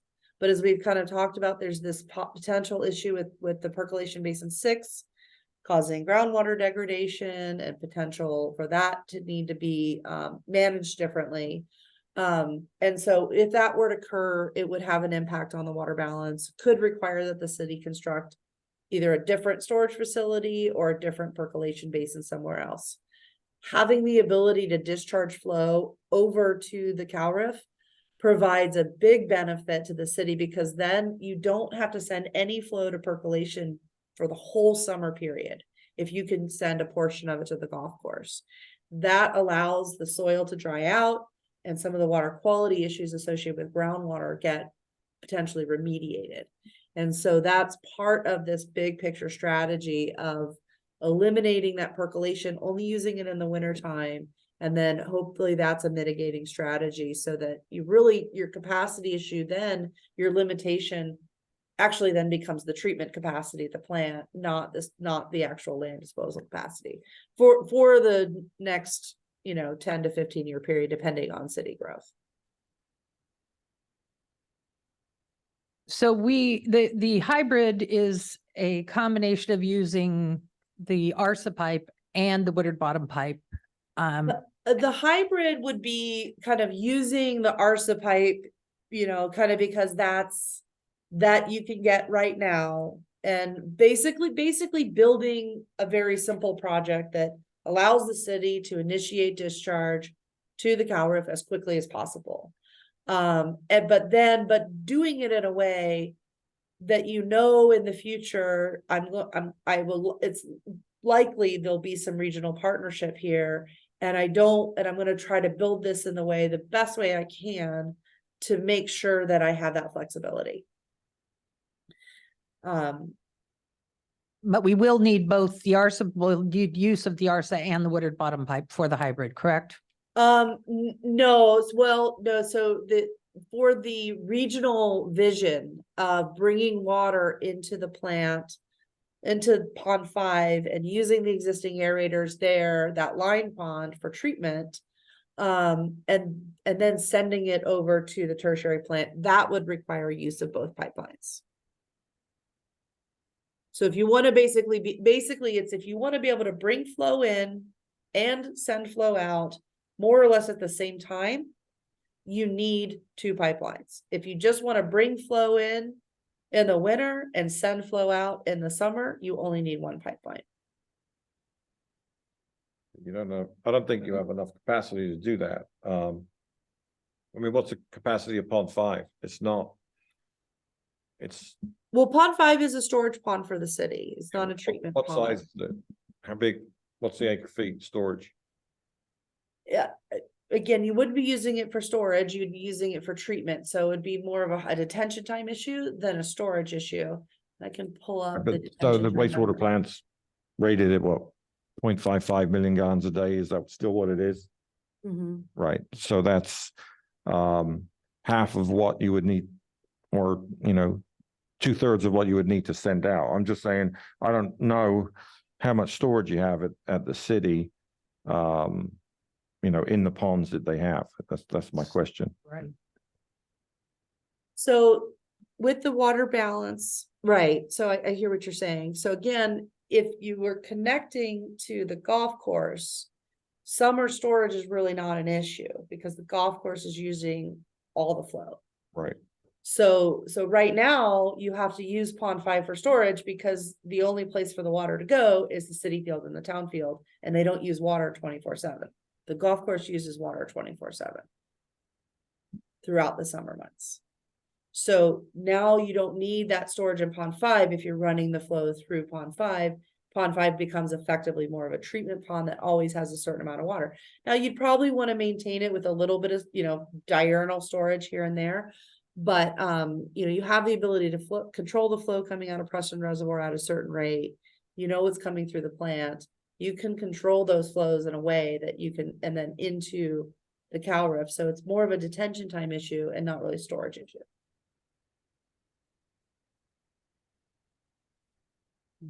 So which plan, sorry, I'm gonna That's bring okay. this down That's to, fine. for dummies, for me anyway. We're It's fine. which one of these plans is going to allow us the ability to get the water out of the wastewater treatment plant to the tertiary plant and give us the flexibility of future expansion? I'm assuming it's the hybrid, but Okay, correct me so if I'm wrong.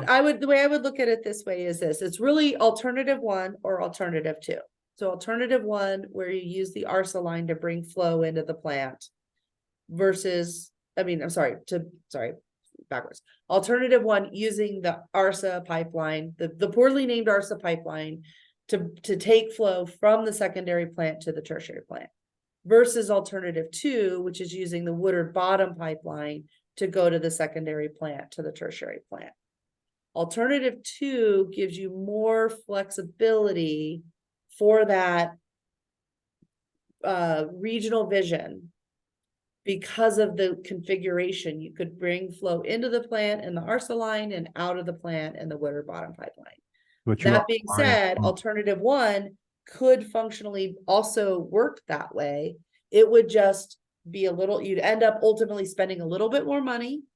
And you could have some abandoned assets if you switched it up later. So you could move forward with alternative one without any partners at the table.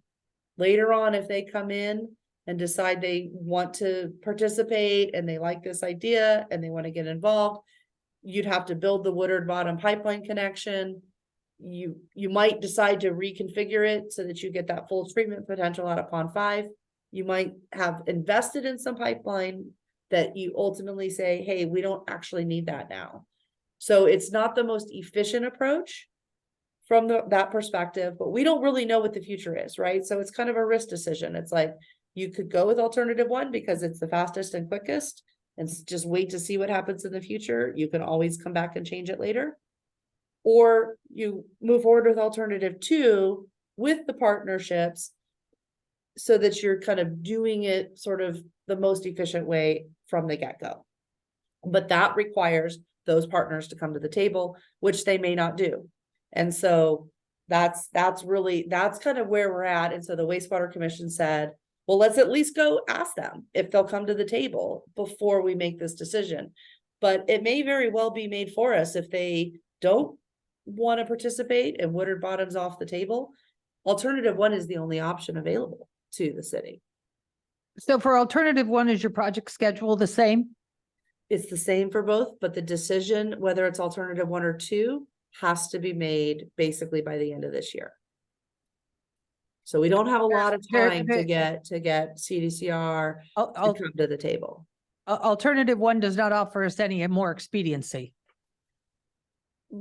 Basically, in the sense that, We own in the sense it doesn't require CDCR, it does. But, in the sense that, yeah, I think there's a risk with alternative two because you are engaging with CDCR. It would require them to agree to let you use a Woodard Bottom pipeline. You could move forward with design based on, a sort of tentative agreement while you're working out the paperwork. They could both be completed in the same timeline, but it requires cooperation. That's a big uncertainty right now. So my concern is that we may or may not have an immediate need for providing water at the next water season because of what we're seeing in the testing results coming out of both CDCR and out of ARSA. Yeah. So in order to meet our contract requirements, that would leave us with the interconnect project and providing Ione water to the golf course, at least for the immediate part of the season. Well, and I need to be clear about this. Neither of these projects can be constructed by next summer. I mean, the design and construction timeline for what we're talking about here is they're not going to be online for a couple years. So if the city is interested in sending water from the secondary plant to the tertiary plant next summer, there would have to be some temporary facilities, temporary pumping, temporary piping facilities brought in specifically for that purpose. That's a whole other discussion. Yeah, I agree. Yeah. Okay. Any other questions from council members? Do you want to open up to public comment?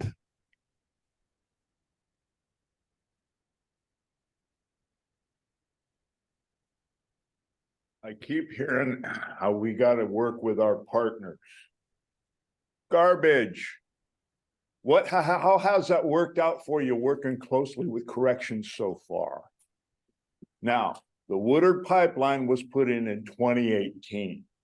We're wrapping up 2023 right now. 5 years, that corrections pipe has sat in your land unused. It is abandoned property. Eminent domain and seize it, send a backhoe out, put a valve as soon as it enters city property, and tell the warden, have a good day, and yuck foo while you're at it. You don't gotta ask him anything. Can I give you any questions? I mean, this is just ridiculous. You don't need this man's permission to use your property. Go out there, seize it, take it, because I don't want corrections involved in this in any way, shape, or form. I mean, look what they've done so far. Look what we've had to go through with just these clowns coming in and screwing everything up. This is just ridiculous. Thank you.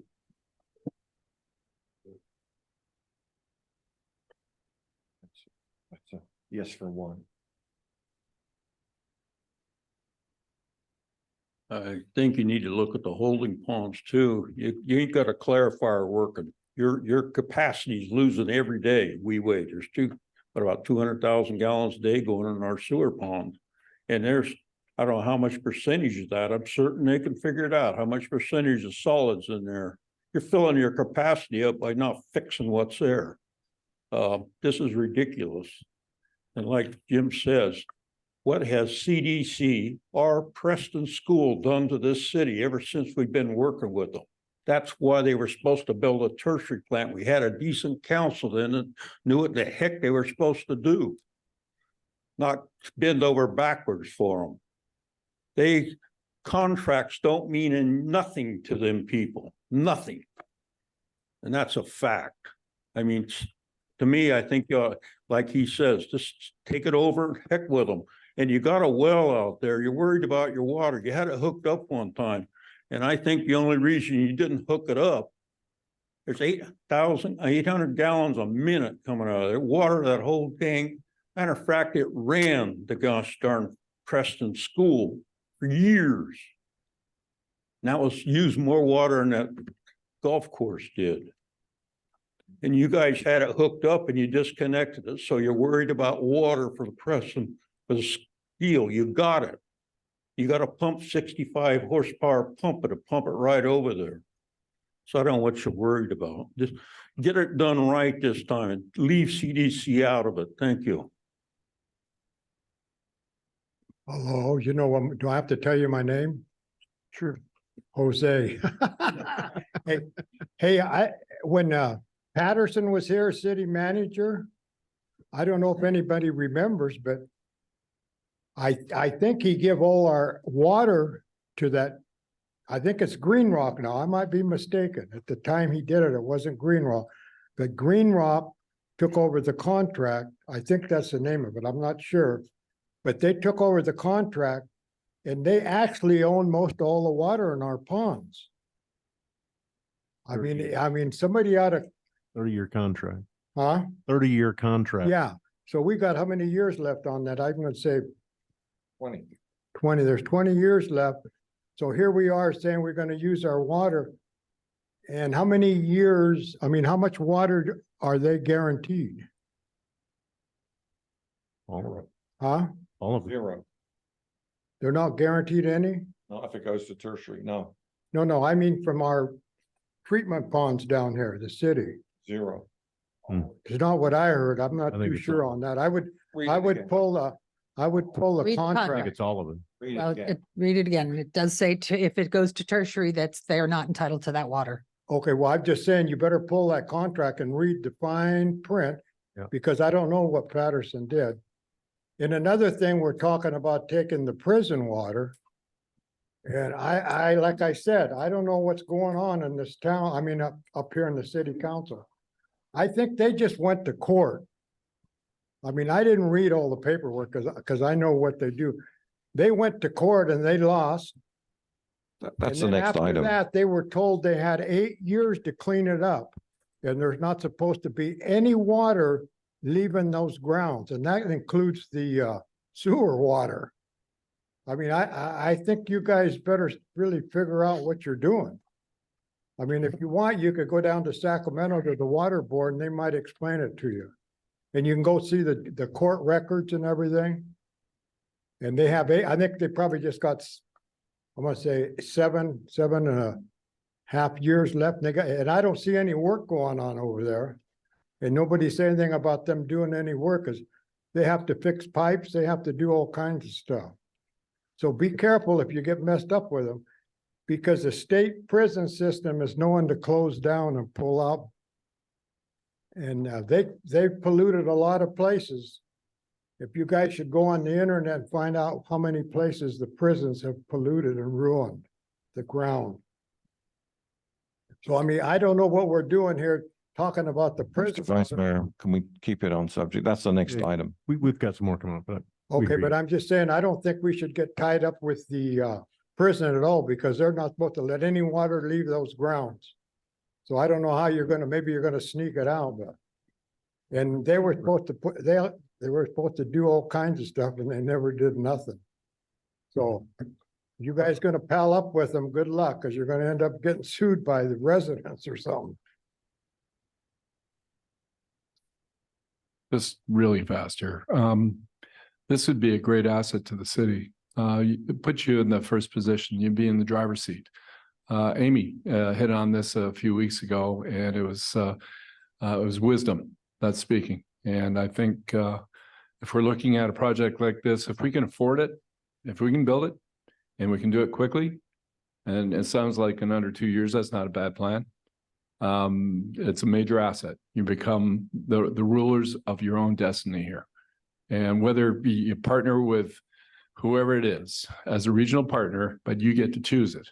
It's not forced on you. You guys get to decide. All right, thanks. Any other public comment? All right. We have emotions from the board.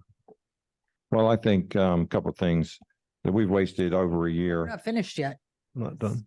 Well, on item one, Oh, are we gonna? I was- Okay, sorry, If I can jump, so Let's jump directly into item one. no, that's fine. interconnect is one of the portions of the presentation. Okay. So Catherine is presented that and she's got, I think, 5 more sections to go. Okay. You're Not not as long though. for each section, but the take home message here is that our water balance doesn't match up. We don't have enough water to provide the golf course. And what we're looking at with the interconnect project, which is what we've always been doing, is alternatives to recirculating all of that water. We're hoping to have a meeting, as Catherine mentioned, at the end of the month that involves ARSA and CDCR so that we can discuss these options, as Catherine mentioned, and then we will come back in December with a decision-making point.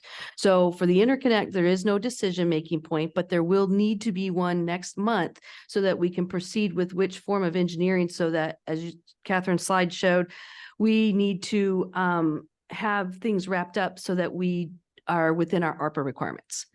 So with that, Catherine, if you want to jump, Casey, Yep. can you go to the next slideshow? And we'll move on. She's only got, I think, 98 more slides. and then we'll be wrapped up. Just kidding, Catherine, but really, yeah, there are quite, we do have quite a bit of Buckle work up, material to everyone.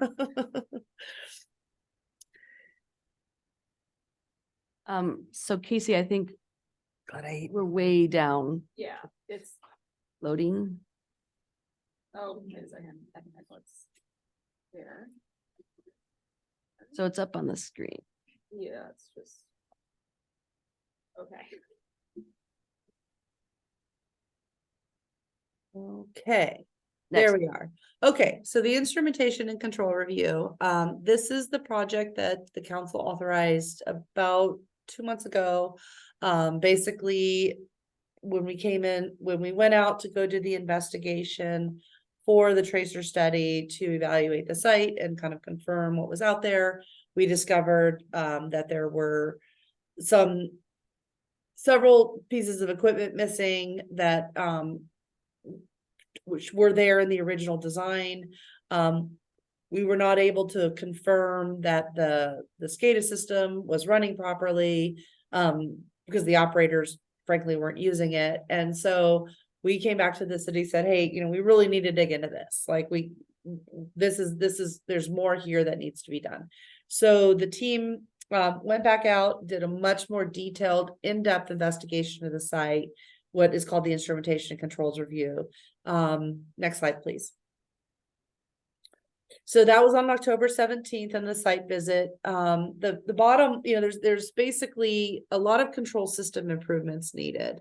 The equipment there was pieces of some turbidimeters, which are used to control or measure the water quality in and out of the filters that were at some point removed. We don't know when.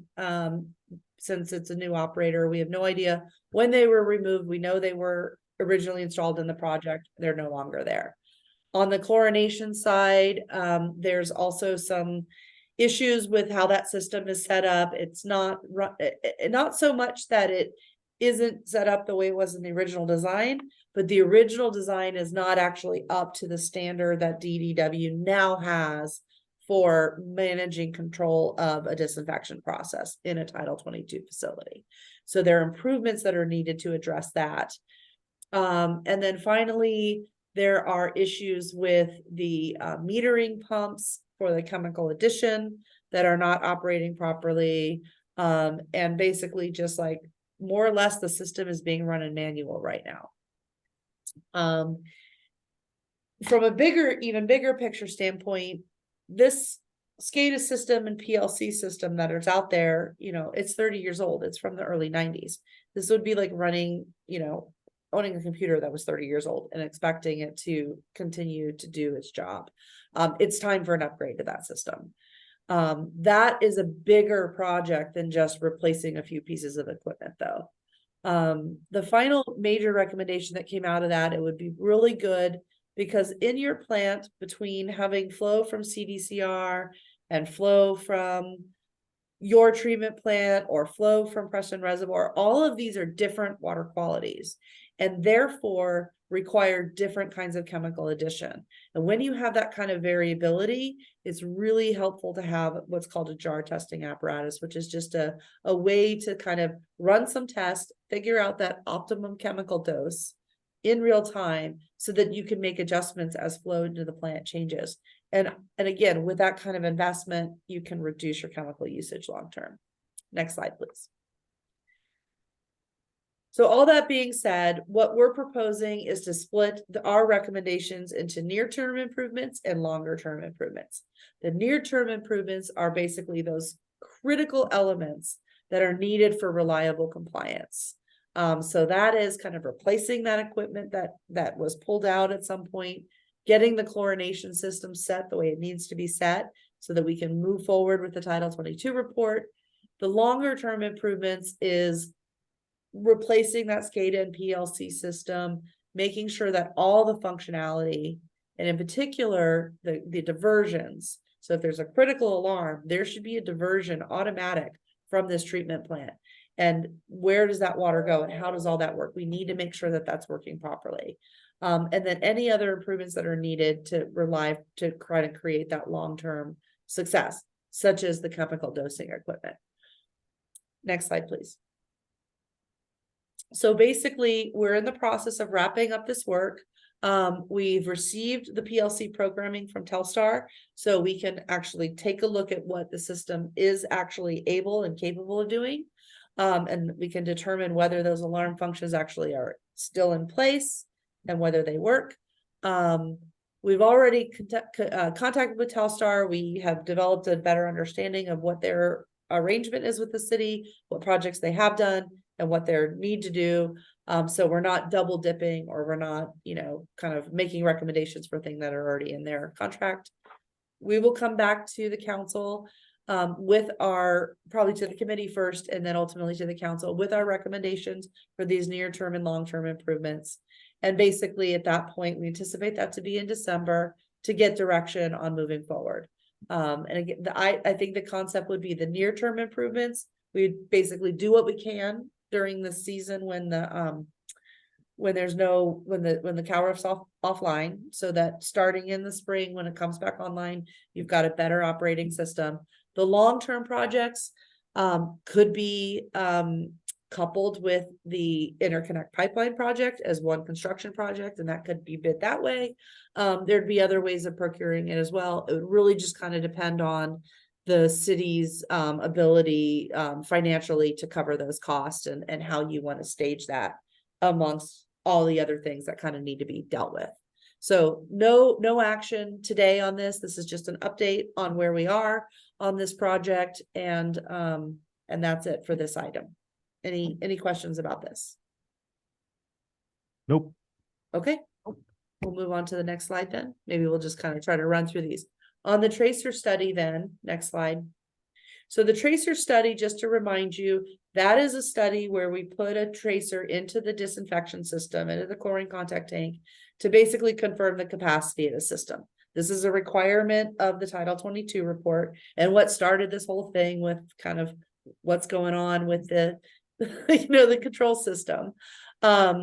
So when we were out there and talking with the city and the staff, as well as the golf course staff, everybody agreed this needs to be done when we're not in the irrigation season.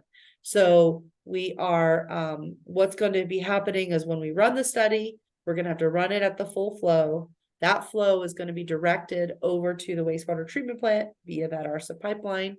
No, I'm sorry, via the discharge pipeline from the drain system at the treatment plant, and go through the headworks. So the other critical thing is, because we're doing it in the winter, we're going to have to time it when there's not major flows coming into the treatment plant. We may also have to rely on some transfer pumping, that type of thing. Bottom line is, we really want to try to get this done this winter when the system is down. That's going to require close coordination, because what DDW wants to see, they're going to want to see, okay, how's the control system going to be improved? When is that going to happen? How's it controlled now? All that has to be worked out so we can incorporate it into the protocol, get it approved, and then ultimately implement the study. There is a chance if we're really efficient with DDW to get this done. But I was just at a conference yesterday and spoke with the DDW reviewer, because she was there, and we discussed that if there is, if the review process does get dragged out, that it may be that we really can't even do the study until the following season. But I think we're all on board with doing everything we can to try to get it done this winter. Next slide. So on the golf course mapping, that part of the project is to get our hands around the golf course system itself and the controls that are out there. That was completed, the initial step. We really only saw some minor and system improvements. Most importantly, the team did not see any evidence of any runoff from this site of a significant amount that could be getting into the storm drain and ultimately into the creek. So that's been an issue that's been raised in the past, and there's just absolutely no indication. They basically walked the entire facility and mapped every single valve out there, and they saw no evidence of that. But what they did see was overspray. So what overspray is where the spray of the water does get out of the green recycled water area. Now it's a small amount of water, so it doesn't create that runoff, but still the water should be contained within the site. And the biggest concerns are where it's going onto the street, or it's even potentially like a little too close to some of the residential homeowners. So what we talked about with the commission, the committee, was that basically there's two approaches here. West Jost could come back and do what's called an overspray study, where we actually go out and take a look at every single sprinkler head, and then come up with an approach, a best management approach that says, here's how we can control and modify the system so that basically we can sort of keep things status quo, keep the golf course green, but eliminate this potential for overspray. We also talked about other strategies that would involve putting up fencing, or just pulling sprinklers out that were like in areas where there's potential for overspray. But those latter alternatives would result in brown grass on the golf course, obscured views of the golf course, and frankly, just things that the citizens that, live around the golf course aren't going to want to see. So the direction was to go with the best management approach. So that's relatively inexpensive to implement. West Jost will need to develop a scope of work for doing the overspray study, and then coming up with a best management strategy that then the golf course would go make some changes in the irrigation system. And then ultimately the city will need to regularly inspect and make sure that those best management practices are always being followed, which is essentially a requirement of the permit anyway. But all of this will be documented in the Title 22 report. It could result in the regional board or DDW coming back and saying, hey, because these sprays are so close to people's homes, we want you to inspect this much more frequently, or we need you to provide XYZ on a regular basis. There may also need to be some regular communication with homeowners, that type of thing. So just, there's gonna need to be more oversight with this approach. But again, what it eliminates is, brown grass, or it really changes. So from a homeowner's perspective, they're not gonna see any change. From the city's perspective, it's gonna require more oversight and management. So with that direction, Westchester is working on a task order that will have the overspray for developing the overspray study and the best management program. That will brought to council again with this December meeting that we're talking about coming next. Next slide. So in addition to the mapping, there's still some scope of work that we're working on. There's the cross connection test. That cross connection test is where we depressurize the potable water system and pressurize the recycled water system, and then do the opposite and make sure that there is no connection between the two. Again, this will be completed once the irrigation season's over. This is testing that is actually required every 4 years. So this is something that the city is going to need to be building into your regular maintenance program. And the other thing that we need to coordinate this with is there's a small island, on the road that is going to have an irrigation system replacement. It's going to get a new drip system and some new landscaping. And we need to coordinate the connection with that, where basically what we want to do is connect that into the golf course irrigation system. And so we need to do it at the same time we're doing the cross connection, so that we can assure that that system also is completely isolated from the potable water system. So that is really the critical timeline on that. And for all of this cross connection testing to move forward in the timeline we need, we'll need to have some, the city's going to need to make some action on those landscape improvements soon. Finally, the dye test, that was the test that was being proposed to put dye into the irrigation supply, the recycled water supply, or into the lakes, and then spray it, and then basically confirm that there was no discharge into the storm drain system. Based on our findings of, no observed connection. And then with the cross connection test, we're going to confirm that there's no leaks or anything within the irrigation system. There's really no evidence there, with that being showing what we expected to show. There would be no evidence of there being any potential connection to the stormwater system. So we said that really this isn't something that we think is needed at this time, and that budget that's within the project to do that dye test could be redirected towards this overspray test, which would be better spent money. And the committee agreed that was the preferred approach. So next slide. So that's that quick item on the cease and desist order. Basically, with the instrumentation controls and the pre-treatment program and all these things that are popping up, although the city council approved the cease and desist order rescission support, it was decided to put that on hold until next fiscal year, just to basically spread out the spending of money a little bit more. So that's the only update there. And the final information is the pre-treatment program. So the pre-treatment program basically has two elements. The first step the city has to do is update your sewer use ordinance. That update will basically, the city will adopt a sewer use ordinance that says we have the legal right to regulate any discharge into our facility. Once you've done that, you then have the ability to move forward with the development of a pre-treatment program, which has 3 key elements: an implementation manual, which addresses the procedures that the city will use for identifying and permitting the discharges to your system; the enforcement response plan that identifies what actions you will take if the water quality into your property or onto your facility does not meet your pre-treatment requirements; and then finally, establishing your own limits for discharge to your own facility.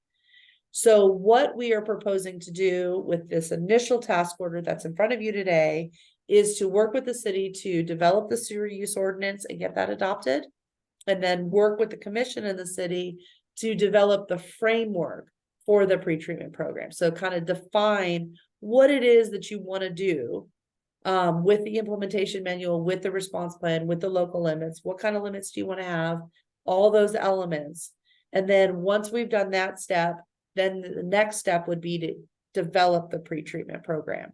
But we split it into 2 steps because the level of effort for developing the pre-treatment program is really dependent upon what the city really wants to do. So we'll have a workshop with the wastewater commission. We'll go through all these elements. We'll get feedback from whoever, needs to be involved to really come up with the right plan, and then we'll implement that plan. Overall, the timeline for this is to get all of this in place before the beginning of the next irrigation season. So with that, and then again, so that's the pretreatment that is up for approval tonight. And I think that's the only action item that we're looking at. I think that's my last slide. Yes. Yeah, I assume that's the task order 5. So what, yeah, Yes. so that's what the resolution, what she's talking about with that last program is the recommendation to adopt resolution 2023, authorizing the city manager to execute task order 5 with West Yost for the development of a pre-treatment of effluent program. Did you guys have any comments or questions you wanted to make on that? Do we have any public comment on that?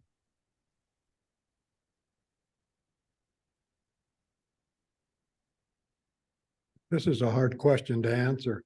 What's it gonna cost to get the tertiary plan up to legal standards? We'll have that information at the December meeting. So that's what we're working on right now. So we've identified the issues. Now we are working on pulling together those costs for you guys, so you'll know exactly what it is. And when you inspected the tertiary plan, did that stuff just break before you got there, or has it been messed up for a long time?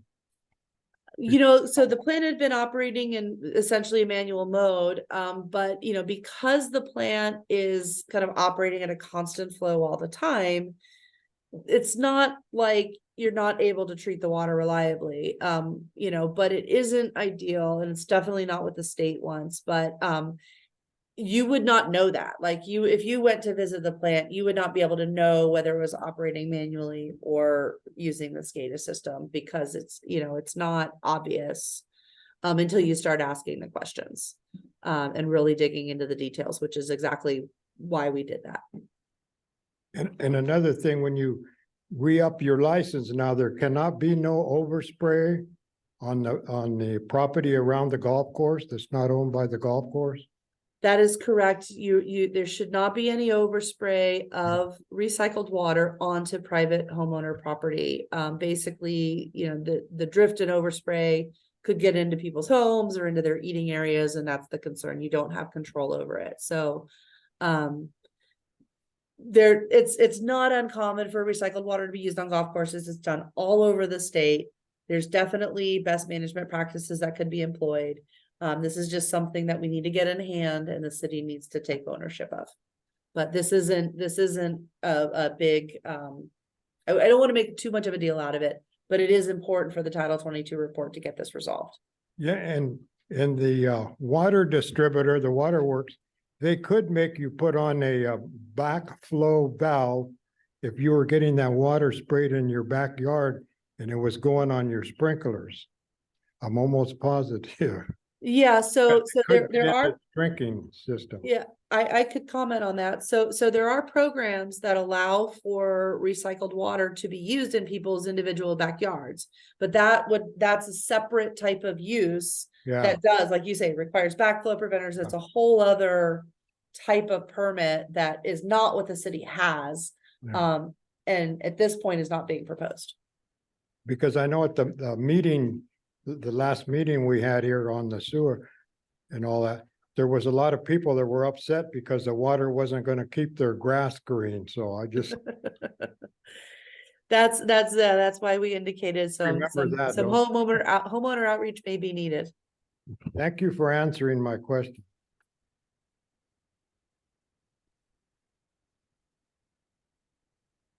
I would really like to see the dye test done, because I know the landowner next to it, they say the ponds ain't supposed to go in Mule Creek.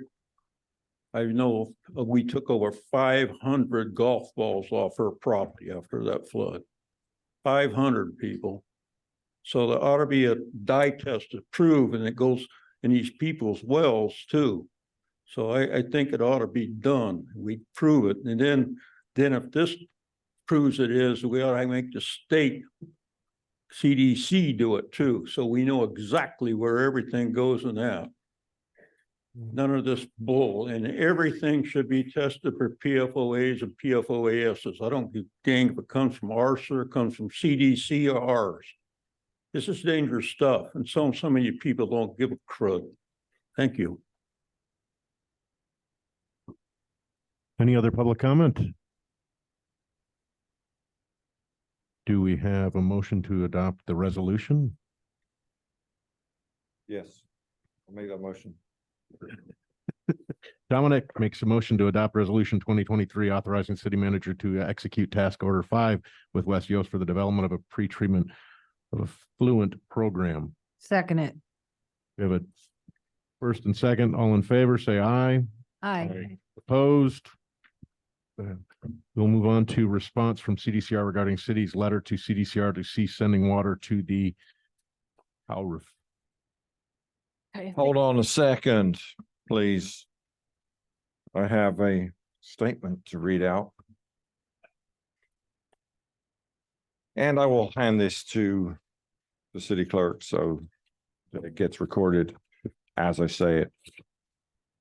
And that is due to the results of the mayor's reckless comments that he welcomes a lawsuit with CDCR, his continual calls for shutting off valves for golf course irrigation, staff not following council direction, staff accusing the wrong entity of sending fish-infested sludge to the wastewater treatment plant, staff and the wastewater committee, Mayor Rhodes and Vice Mayor Mitchell, hiding VOC testing, and the regional board's double standards on testing and enforcement. I will no longer be involved with the mess that they have created. This mess could have been avoided as the irrigation season is over and we had time to work it out. Now, if enforcement is applied equally, and I'm referring to the VOC tests that were given to us by CDCR and not, I don't understand why we didn't get them from our own staff. Now, if the enforcement is applied equally, they have just eliminated the golf course irrigation supply completely. They have also eliminated the irrigation water for Vice Mayor Mitchell's employers' fields. I've never seen anything so badly handled. I will recuse myself from any further discussions regarding CDCR's wastewater because I do not agree with the direction that they have chosen. And again, I do not work for Mill Creek State Prison. I do not work for CDCR, as stated over and over by Rhodes and Mitchell's cheering squad. Dominic Atlan, City Council. So I will recuse myself from this next item.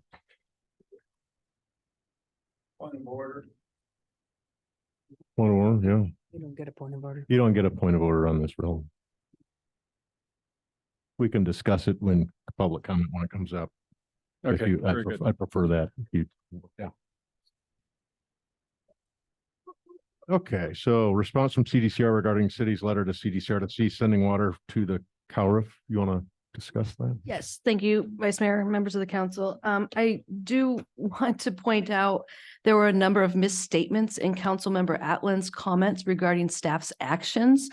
And those can't go unnoticed because they do not adequately reflect the record and staff's actions. So I will attempt to clarify all of that, but let's go through kind of where we are. As I mentioned, at the last meeting, in 2007, ARSA, CDCR, and the city of Ione entered into an agreement regulating the water balance. And what that agreement did is it basically said how the system was going to be operated and who ARSA or CDCR would be sending Ione water. It didn't talk about when, it didn't talk about the water balance, it just talked about acre feet and how much water the golf course would be taking every year.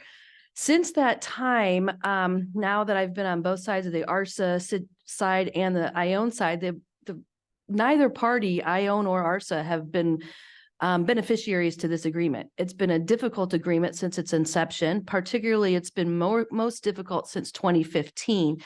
There's been disputes along the way with ARSA and ION. There's been disputes between ARSA and CDCR, et cetera. But essentially, the WDR permit 93-240 that was put in place in 1993 was between ARSA, ION, and Portlock International to regulate the water. The water from the ARSA system, which has been going down into what is currently Castle Oaks since the 1800s. So the purpose of that agreement or that permit was to regulate how the water, how upstream from ION that water would be regulated and where it would be put over time. And so hence the golf course was constructed. And so the agreement was that a tertiary treatment plant would be needed so that that ARSA water would be able to be placed somewhere. That again was the purpose of that 93-240 permit. The way those permits work is each entity is legally responsible for the effluent that comes into the city system and the effluent that goes out. Those are the three named parties of that system. Along the line, we've kind of gotten away from how the permit is supposed to operate. There's a number of reasons why: communication, staffing, turnover, et cetera.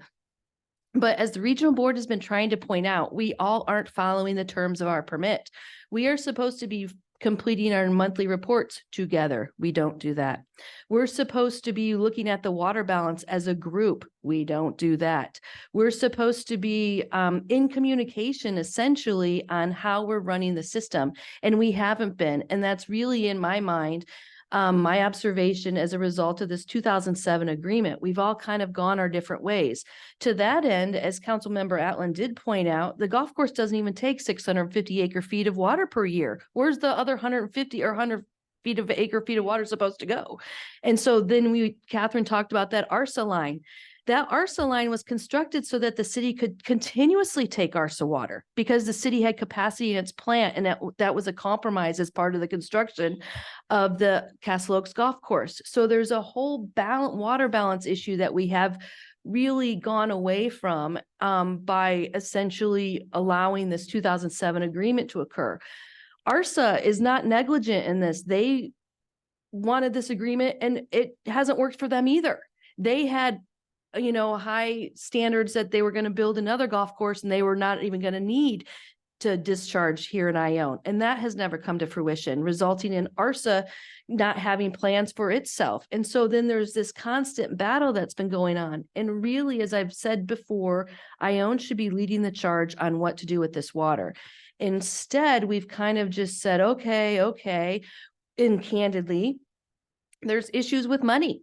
ARSA needs to pay Ione. CDCR has been paying when we've been billing them for treatment of the tertiary plant, but our Ione kind of got, frankly, put out some money because of a settlement agreement in 2017. And that's problematic for Ione and its financial operations. That needs to be rectified. And so going through this whole timeline of events, we have all of these other confounding facts of VOCs. And so to that end, there are VOCs that have been found in the ARSA water, as Catherine mentioned. And that is a result of some of the continued discharges into Preston Reservoir. Prior to 2017, CDCR had been discharging into Preston Reservoir. Then they built the bypass line. And so you do have some of that residual, those residual chemicals in the true ARSA, i.e. Sutter Creek water. Having said that, though, the real issue, we keep getting lost in the forest through the trees by the fact that CDCR is not on the permit. The regional board sent that letter to CDCR requiring them to do certain things, some of which by November 10th, to meet with us and ARSA to get agreement that we can all discharge this water together. They've not even reached out. However, we are at the end of the irrigation season. They've told us basically they're going to keep sending water. But as Catherine's mentioned, I think this is the high tide to be able to say, look, this has to stop.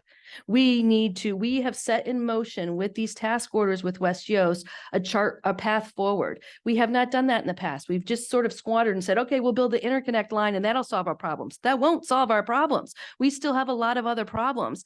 We are now charting the path for ourselves to become the regional leader in wastewater effluent disposal. We should be selling this water. We should, as Catherine mentioned in the previous discussion, there are a number of uses, but we have to be putting our ducks in a row, and that's what we're trying to do. What has been happening here, quite candidly, is every angle, our own council, our own staff, our own people are trying to undercut what we need to be doing to go forward. And that is what keeps happening over and over again. And so the email that Dominic sent to the regional board, where the regional board underscored the need for us to be doing some of these actions. And we have already put those in motion, and that's what we're trying to do. My recommendation tonight is, I have no recommendation. Staff is planning on having a meeting with the CDCR and ARSA, hopefully at the end of November, 1st of December, so we can start charting this path forward. It's been a difficult ride, as Councilmember Ratton and Mayor Rhodes have been in those meetings, but I don't think it's anything that we can't overcome. I think that we now have the tools in our tool belt to be able to overcome those. And that's what Catherine was trying to lay out. And that's why we did that item first. We're working on putting all of those tools in place so that we can move forward as a group, as a city, to be the regional wastewater leader, so that we are getting water that meets our requirements, and so that we are in compliance with what the regional board is expecting of us. That hasn't been the case in Ione before. They've gotten a fight at every turn from council members and from city staff.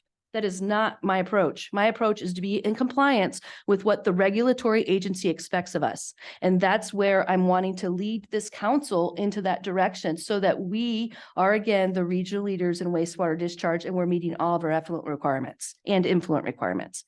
So with that, we're at the end of the irrigation season. There's not a lot to do. We need to get a valve so that we're operating. That should be in our negotiations, that we shouldn't be, we're not going to in jeopardy of running out of water. ARSA is on the permit. We can't just not take water from ARSA. That's a misnomer. Whoever keeps saying we're going to run out of water, we are not. The other issue with that is there hasn't been the communication for ARSA to divert water, because ARSA's been stuck to say, well, we can only send 300. If they knew they had to divert water or store more water for Ione, they could do that. We haven't communicated that with them in the past. So we can communicate with CDCR better, instead of having, okay, we're going to send you water. There's a lot to be learned, but there's also a lot to be gained with regard to how we can operate our system. And again, I don't think that there's a lot to do at this juncture. We're looking at, in the next week or two, turning off the system. But we are planning on having that meeting with our partners. And we do want to start resolving these issues as soon as we possibly can. Well, they have to be. Yes. Well, in the face of, so this agenda item is for just information and direction if you wanted to provide any. Okay. You're trying to set up a meeting with the other two parties. How and what does that do? Is this being done under the negotiation table that we have been working at with them? Or is this a separate meeting dealing strictly with going forward, how the water is going to be used? But that has been also part of the litigation discussion as well. So I think how can we separate one from the other? Technical. We have to stick to the technical issues, and that's what's been lost. Ione's been mad at ARSA because they didn't pay. ARSA's been mad at Ione because they sent the 5-year letter. Whatever it is, there's technical issues. And, the regional board, we've asked them to come to the meeting. They're planning on doing that. Good. That's a huge step. In having Catherine, my intent is that Catherine will be providing an overview and an explanation of how we intend to move forward. I think that there's room to have both parties involved, or all three parties, but we can't just wait for it to happen. I think that we can't expect that everyone's gonna be happy, but but I think we can expect that everyone wants to get rid of water and send it to Ione. Well, then, and we want your water. We do. And I've been telegraphing that since the day I started here, that the water balance doesn't match for the golf course if we don't get all of that water. That is important. And there's no intention for the golf course to go dry.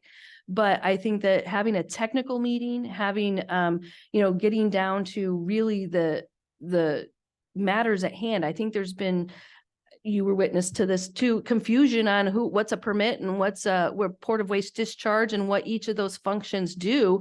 And it's the permit, and we're going to need permit revisions. And we, again, want to be in compliance with what the regional board's expectations are laid out in our permits. So I would like to have a technical meeting and deal with the scientific evidence of how all of this could work and how we all could be a part of it. So it's a review of basically what we've reviewed today is what you're going to be going. Honestly, the go forward is really where we need to be. Yes. The look back and, all the hurt feelers, are not helpful. Right. However, there is litigation attached to all those hurt feelers back there that also have to be dealt with. So coming to some agreement on a go forward should assist in Correct. Litigation. the litigation in the hurt feelers in the back. Right. And I think too, to your point, about ARSA, well, it wasn't your point, but indirectly it was. I will say this, ARSA does need to pay us. They have a Yes. back due balance and we need to put that to them and they need to be paying that now. We are not, they are not charity and we are not in the business of giving away services. Absolutely. But anyway, absolutely. Just That as is that point aside, but Yes. go on. Absolutely. So yes, I think a technical go forward, and again, outside of some of the personal attacks that the CDCR attorney makes, that hasn't been our intent at all. It's been technical, and this is how we need to move forward. Well, and part of what Catherine was talking about is dependent on having a discussion and a conversation and a working relationship with CDCR if we're going to use their pipe. You could call for eminent domain, but then we're again putting their backs against the wall and we are not working in a partnership. They're not going to want to send us their water.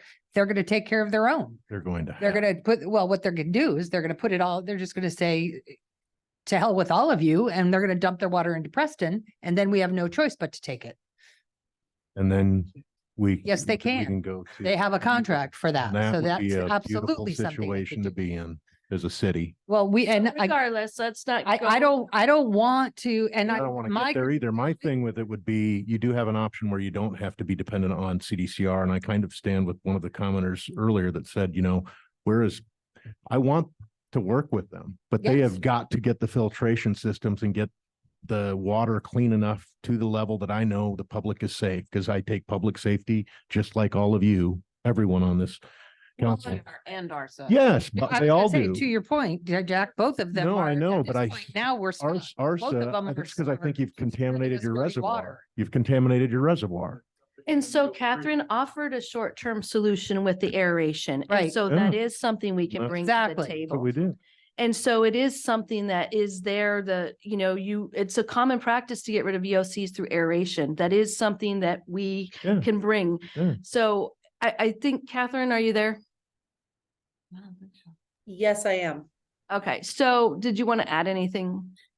No, I think you're exactly right. I mean, and I mean, to be fair, and I can answer the question. I mean, the Pond 5 is a 13.5 million gallon pond.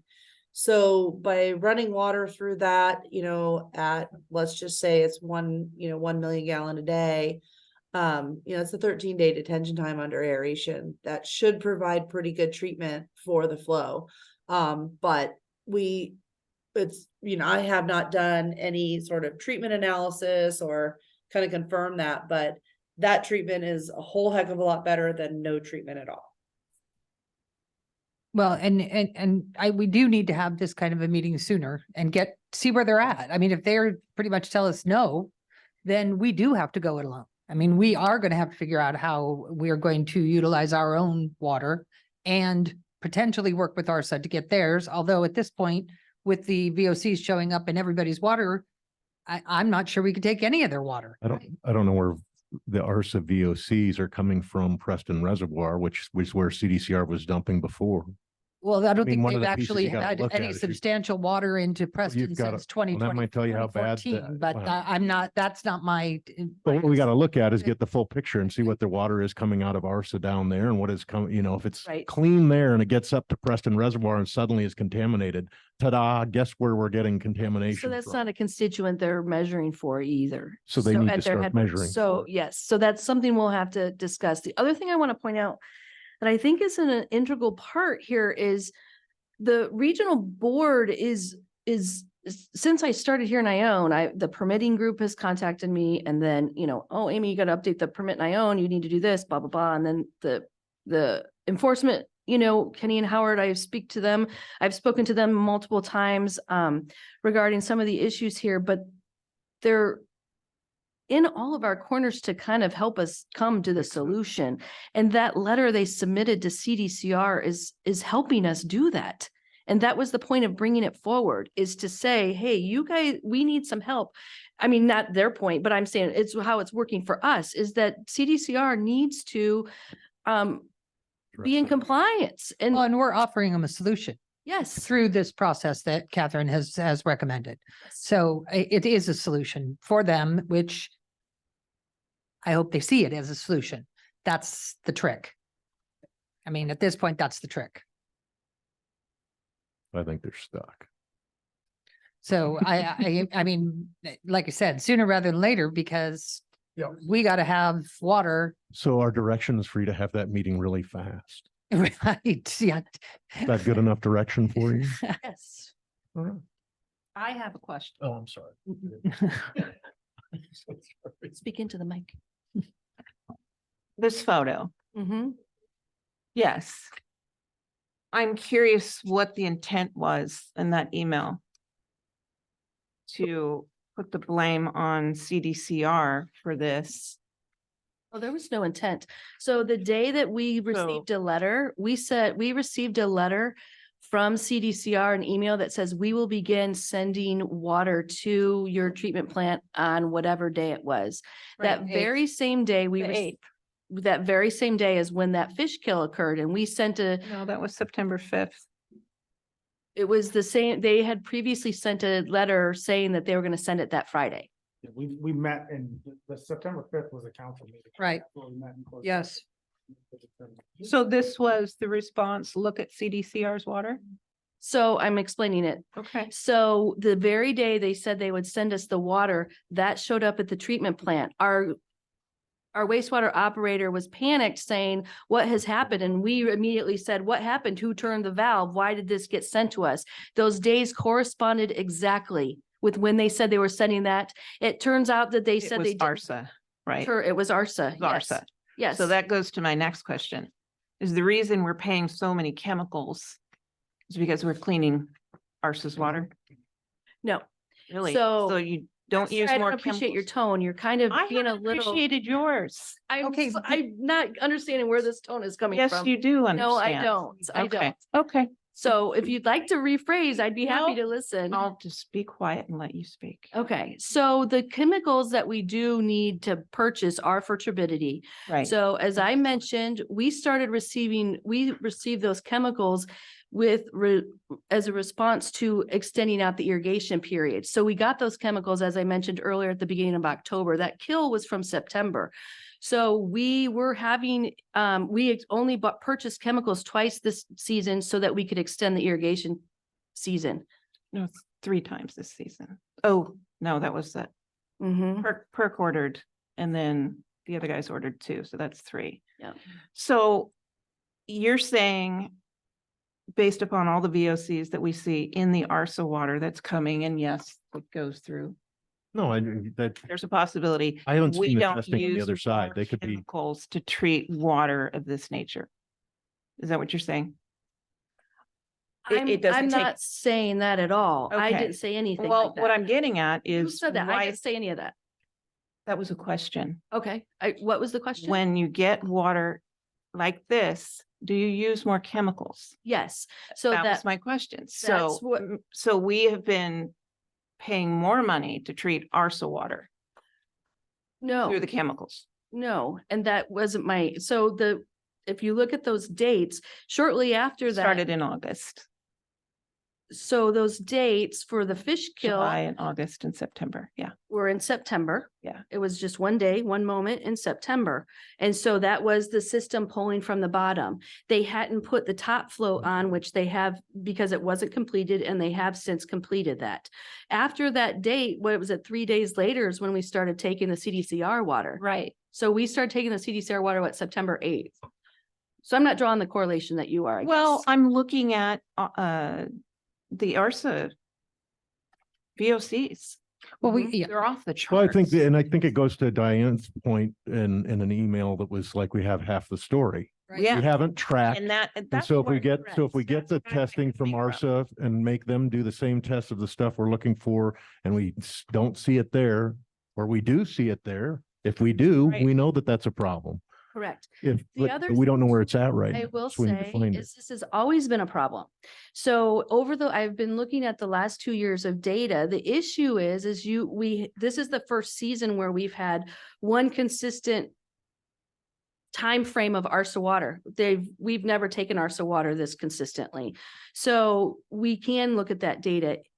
To go back to the other 2 years when I was going back, we had to go back because it was an on and off switch with the ARSA water. So there was no way to tell where those VOCs were coming from. Right. So we have that, and ARSA doesn't test for those. So our data is our data. ARSA is not, to your point, testing Right. for that. So we just need to be on the same page Yes. and find. it. well, and regardless, it's in there. So we have to have the ability, if we're going to use this water and we are, and understanding that this is in the water, we have to have a means by which to treat it, Yes. if that's going to be our role. And perhaps it's more, you pay more. Well, we're doing an extra Well, round yeah, of treatment, you're gonna pay. But Absolutely. Iona's never put that in any type of financial structure for them to have to deal with, or with CDCR. No, we have not, and we have not put any restrictions or anything on anybody, and that's part of our problem and has Correct. always been part of our problem.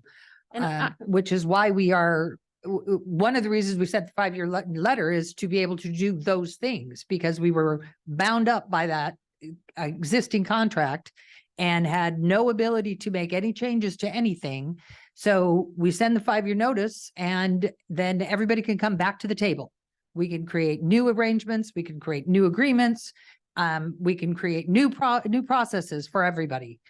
That was part of the goal. The other part was to have Ione become its own standalone and the ability to provide its own water through the tertiary plant to meet our contracts. Right, so all That's those the interconnect bygones, project. those hurts are behind us. Yeah, We're but that's gonna- that's where we're at, but we do, at this point, we gotta go. We gotta go forward with all of this. Yep. And, talking about who did what and where it went, at this point is kind of a moot point until they come back to the table early next month and say, we're not gonna do any of it. Yep. So if that's the And case, then we have to reconvene. Where I'm coming from is we had to ask for this information. No, We were Yeah, we were not not provided given with this ARSA. information. We were So not given I- any of the ARSA we don't- information. Whoa, We're whoa. not giving No, no, any of no. the testing information. Let me back up. This is all standard tests we submit every month. So what we've been working through with our operator is, and you never received these from PERC Exactly. or anyone ever. So. Yeah, we did. We actually did get them from PERC. So I haven't put these on the agenda. We haven't had a consistent process, but I will correct that. So these are what our operator submits this every single month. To you. No, To to the the regional state. board. Okay, so you don't see any of this? I see these, yes. But we have not seen them. Yes, That's where I was coming from. We have not seen any of this. that I would be happy I will be happy. They will be on the second meeting of the month. That's the system we've been working on getting to. Yeah, we did receive them, as part of the reporting. So yes, I would like to see them on a very Yes, we regular will basis. Put those on there. Absolutely. I actually expected to see them in the, report that they submitted last month, and they were not Our there. timing has gotten a little skewed but we will get those on there for the second meeting of the month. Great. You got the direction you need? Yes. Is Dominic out there for the Howard Well, Park? did you want to do public comment? Oh, I'm sorry. Yeah. Hello, hello. Hi, people. Public comment. I was gonna come forward with a point of order regarding Mr. Atlin's behavior. Since he's recused himself, at least that's one step, but he's had other abuses of power, including sending a letter to the water board that he probably didn't receive any direction from the council on. That was probably unauthorized. I don't know if Amy had a chance to review anything, or Mr. City Attorney, if you perhaps reviewed that. It has to do with Okay, so just a couple things. So the thing I think you're overlooking is we're not even discussing or looking at a contingency should with all the chemicals that you're using, you know, you're drawing from the bottom of the barrel and you're bound to turn up some VOCs. It's going to happen. And you can treat them all you want to. But what happens, you know, in 2 years and we still don't have a treatment plan in, and you're facing higher VOC content levels? Have you guys calculated just about how much of the chemical you're going to need to neutralize? Because that could become a major factor. And why not bill the suppliers, the guys you're taking the water from? Because they're the ones, you know, I mean, if you take it from CDCR, why aren't they covering that cost? Same thing with ARSA. So you've got two, you know, once you get CDCR compliant, the bigger issue for me is that they're just freeloading, just dumping straight into Mule Creek. You know, we get a rainstorm, 1/10 of an inch or better, and they're pouring thousands, tens of thousands of gallons. And we've got neighbors, we've got people at Castle Oaks in Essex that live right there. And this last winter, with all the rains, we had high flood levels coming up on the creek, 10 feet or less from their backyards. I would suggest you get a crew in there and you clean that creek out. Create a faster flow so that maybe the golf course doesn't flood quite so badly. But also you've got to reassure those people who live over there, because believe me, if they start realizing how contaminated that creek is, you're going to have some bigger issues there too. So maybe put those things on your item list, put them in the discussion, but also start making these offenders, you know, pay for their VOCs. Thanks. Thank you.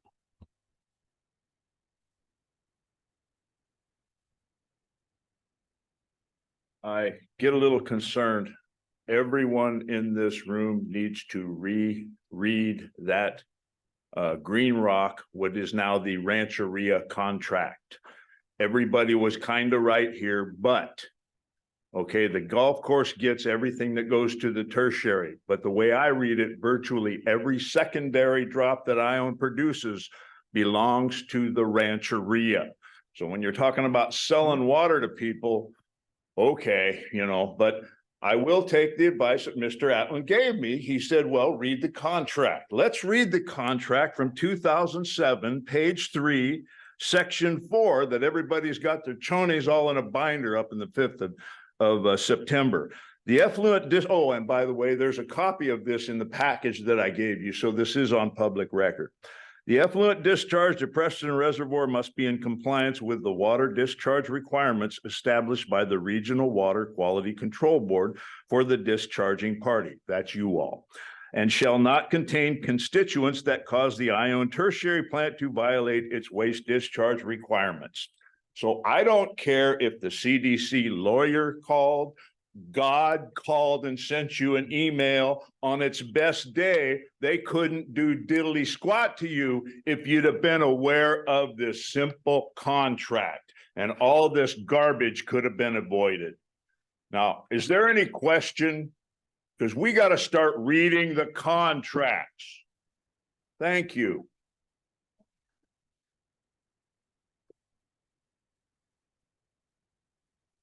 I'm David Anderson. Part of the problem was some bad conduct by some individuals, and I'm going to file a complaint with the Bar Association about that. So this is what I'm going to be sending to the bar, to whom it may concern. On September 5th, 2023, Mr. Guernsey was representing California Department of Corrections and Rehabilitation regarding CDCR's intention to dispose of contaminated effluent in a neighboring golf course, Castle Oaks Golf Course, located in Ione, California. The contaminated effluent originated from Mule Creek State Prison. In an email from the city of Ione's outside counsel, Michelle Chester, to the city manager, Amy Gedney, Ms. Chester indicated that Mr. Guernsey was providing an ultimatum to the city, either accept the contaminated effluent or be sued by CDCR under the 2007 water agreement.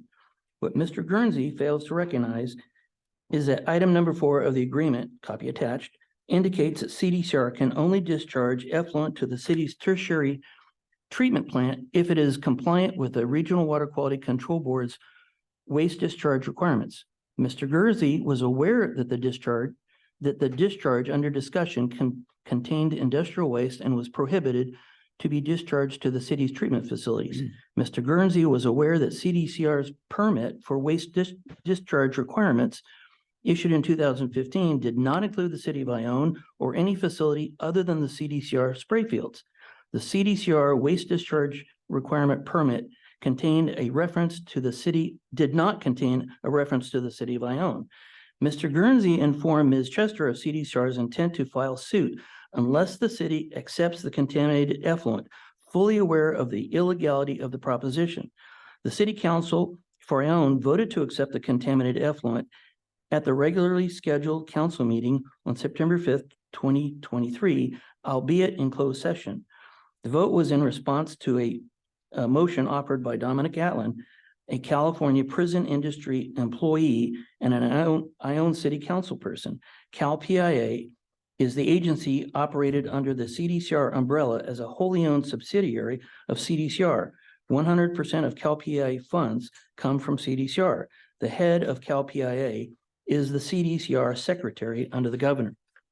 On October 6th, the Regional Water Quality Control Board issued a notice of violation, copy attached, for CDCR to send effluent containing industrial waste to the city of Ione. Mr. Guernsey was clearly in violation of the rule of professional conduct 5-100 as he attempted to gain an advantage over the city of Ione by threatening civil charges to obtain an advantage in a civil dispute. Mr. Guernsey had induced the city of Ione to commit multiple felony violations of the Federal Clean Water Act and multiple California State Water Code statutes. Furthermore, Mr. Guernsey would have been knowledgeable of the conflict of interest Mr. Atlin had as Mr. Atlin introduced the motion to accept the illegal waste. The industrial waste originates at CalPIA facilities and is treated at CDCR sewage facilities before being disposed of off-site. The facts suggest collusion and conspiracy for both to intentionally expose the residents and the environment to industrial waste. The entire endeavor proposed by Mr. Guernsey was improper. His inducement for the city to avoid litigation was illegal on its face, as industrial waste was commonly known to be impermissible for outside disposal. Acceptance of the industrial waste is not only prohibited by rule, it exposes humans and animals to health hazards. Mr. Atlin's conduct plainly violates conflict of interest statutes and implicates Mr. Guernsey as to their level of communication and collusion. It is repugnant that Mr. Guernsey's firm holds itself out as an advocate and champion of environmental causes, yet the conduct on display by Mr. Guernsey is antithetical to the responsible practice of law. Are you there? That was a long way to go. It is, but that's what I'm sending off to the bar. Appreciate it. Thank you, David.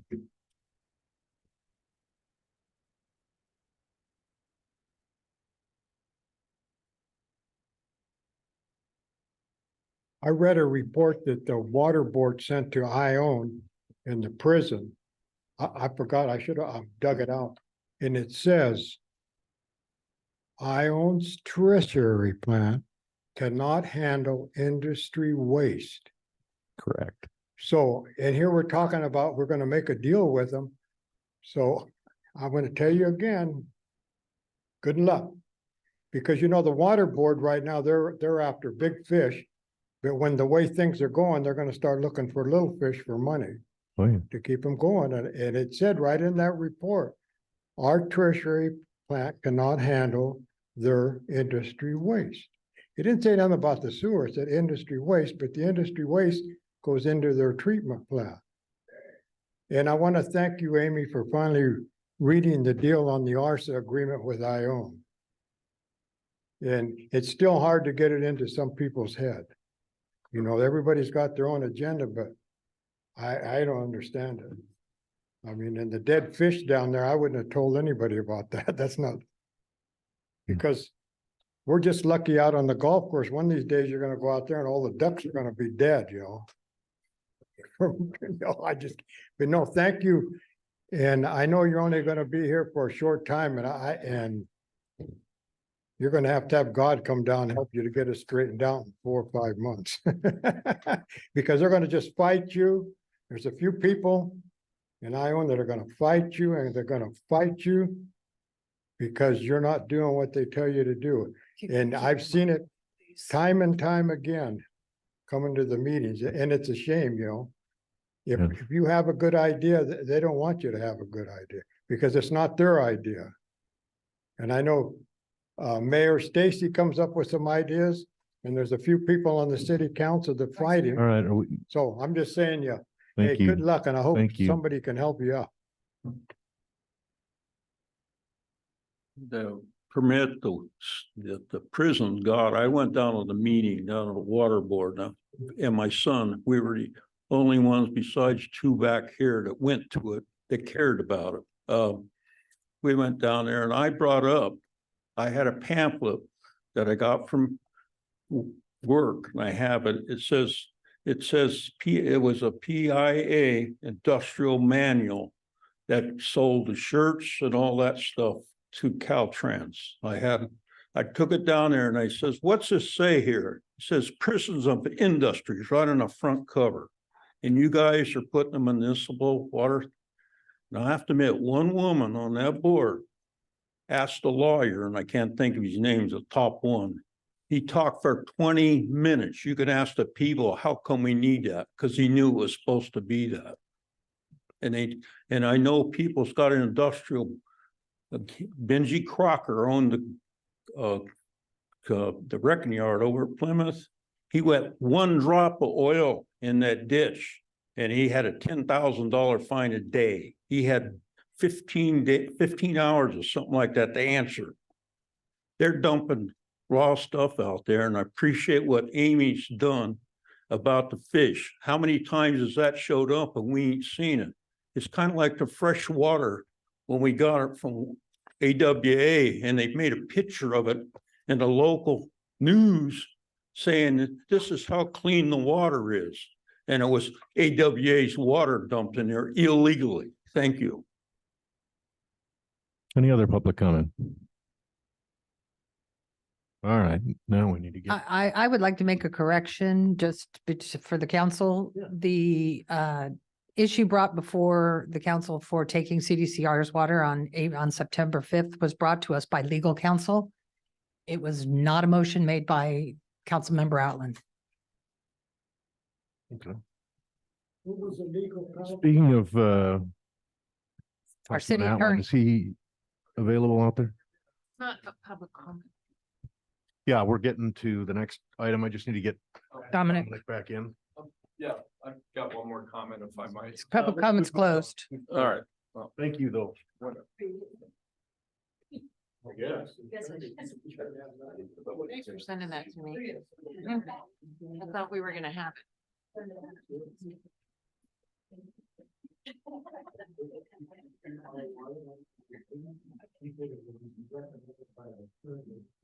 Where'd you get it?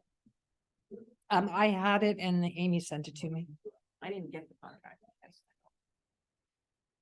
I had that one. I was actually looking for the city field. I was confused those two. So we have the Defense Council that's the Somac Simmons or the Simmons, Somach and Dunn that's defending the city on the. Yes, Arsa I'm matter. sorry. Yeah, They, so yeah, that- said this, yeah, the they- city's defense attorney was That's the correct. one who brought it to us. The city's representative. It was not our city attorney who brought it. It was our outside counsel who brought that to us. All right, item number 3, the 2023 addendum to the Howard Park Master Plan. Recommendation to adopt resolution 2023 resolution of the City Council of the City of Ione approving the 2023 addendum to the Howard Park Master Plan. Mr. Mayor, Vice Mayor, if I can add real quick, I don't want to take up too much time, but I want to introduce Casey Guevara, who has been our staff liaison for this. If you'll recall, back in March, we had a lot of conflict regarding the Howard Park Master Plan. We've gone through a number of meetings, but Casey's been doing a fantastic job as staff leading this effort. I also want to point out that we also have, who've patiently waited, Fern Day from our Parks and Rec Commission and our newly appointed Renee Hansen from our Rec Commission, who've also been very vested in this process all the way through. So with that, go ahead, please. Good afternoon, members of the council. So we're going to get started here. Janice, next slide, please. So just some background on this project. It has been several months in the making. Back in June, we did hold a master plan workshop that just consisted of community feedback. We met at Evelyn Bishop Hall. Everyone was invited to attend. The evening started off with just a presentation and kind of a layout of how the rest of the evening would go. It was a presentation and then we went into a facilitated discussion. So folks were able to give their feedback. And then we ended with a questionnaire that people were able to fill out with what they wanted to see in the park. Next slide, please. And then, of course, these are just the results from the questionnaire. We compiled these and put them together. They're in your packet. So just most folks were Ione residents. Most people that filled out the question, they had people between the ages of 11 and 15. Go ahead, Janice, next slide. And then just how most people travel to the park, how often they go, weekly, they drive. Next slide. Most folks use the north entrance. Apparently most people have not actually held an event there. Next slide, please. And then these, of course, are facilities that people want to see improved or they value the most. They want to see improvement happen with the baseball, softball fields, but they also wanted to see things like BMX added to the park. So again, we took this feedback and tried to incorporate it into this updated 2023 addendum. Next slide, please. And again, just some additional information. People expressed a desire to see greater ADA access, lighting or infrastructure, additional parking, things like that. Next slide. And then we compiled this and brought it back a first draft to the August 29th Parks and Recreation Commission. We received some feedback from the commission about additional edits they'd like to see. We incorporated those both into the addendum and the map. We brought it back on October 24th where it was approved unanimously. And here we are today bringing it to you. Next slide. And these are our 2023 addendum recommendations. You do have the actual addendum in front of you along with a corresponding map. All the letters on there on the addendum correspond with letters on the map. So I'll go through these really quickly. We want to formally add a disc golf course, a bike park or BMX course, additional restrooms that would go by the BMX course and also by the playground, formally add the existing dog park on the conceptual map, and then formally add the basketball and tennis complex by Evelyn Bishop Hall. Next slide, please. Additional recommendations are 3 softball fields, directly south of soccer fields, a pickleball court that neighbors the basketball court, additional parking to the north and by the arena, Additional landscaping by the north and south entrances, lighting and signage is not directly addressed on the, or illustrated on the map, but it is addressed in a footnote. And then removing traffic access from around the historic track and making it suitable for walkers and bikers. Next slide, please. And then in the southwestern portion of the park, we propose dedicating that to horse trails there. We want to give our equestrian folks something for them as well. And then, of course, resurfacing the basketball and tennis courts, so it's also compatible for pickleball as well. And then closing off that area between the soccer fields and Little League fields and making it compatible for just pedestrian access only, and also ADA accessible as well. And then also in the southern portion of the map by the stables, proposing a public works building where they'd be able to store their equipment, things like that. Next slide. That is the map. It is horizontal right now, but you do have it on the website as well. And you should have a map with you to look at too. Next slide, please. And then these are just conceptual ideas that either neighboring areas have, or just, you know, ideas. This is some examples of BMX courses that are nearby: Rio Vista, Roseville, Manteca, South Lake Tahoe. Next slide. Just some ideas of entrances that, you know, possibly could be put in the future in the north or south entrance of the park. Next slide. Conceptual ideas for landscaping. These are all from Native Plant Society, and they're all drought resistant too. So again, ideas for the future. Next slide, please. And then, of course, some neighboring softball fields. You have Folsom, you have Sacramento, Elk Grove. Next slide. And then just some ideas for horse trails.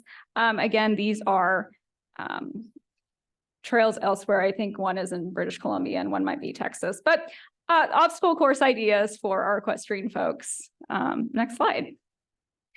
And so next steps would be adopting resolution 2023, a resolution of the City Council of the City of Ione approving the 2023 addendum to the Howard Park Master Plan. Any of the council members have any questions? I do. How big is this public works building? Is it that dotted line outline, or is it that tiny little square under the trees? It's the square under the trees, I believe. Yes, so it's close to where the stables are. Okay, so it's just basically gonna be for mowers and things that need to be at the park and not a courtyard, is that correct? Yes. Okay, good. This is that pad, right? That I think I made it like 3 times as big as it was. So there's room for a building. That's where you want to do it. So you want to eliminate the trailer hookup and everything.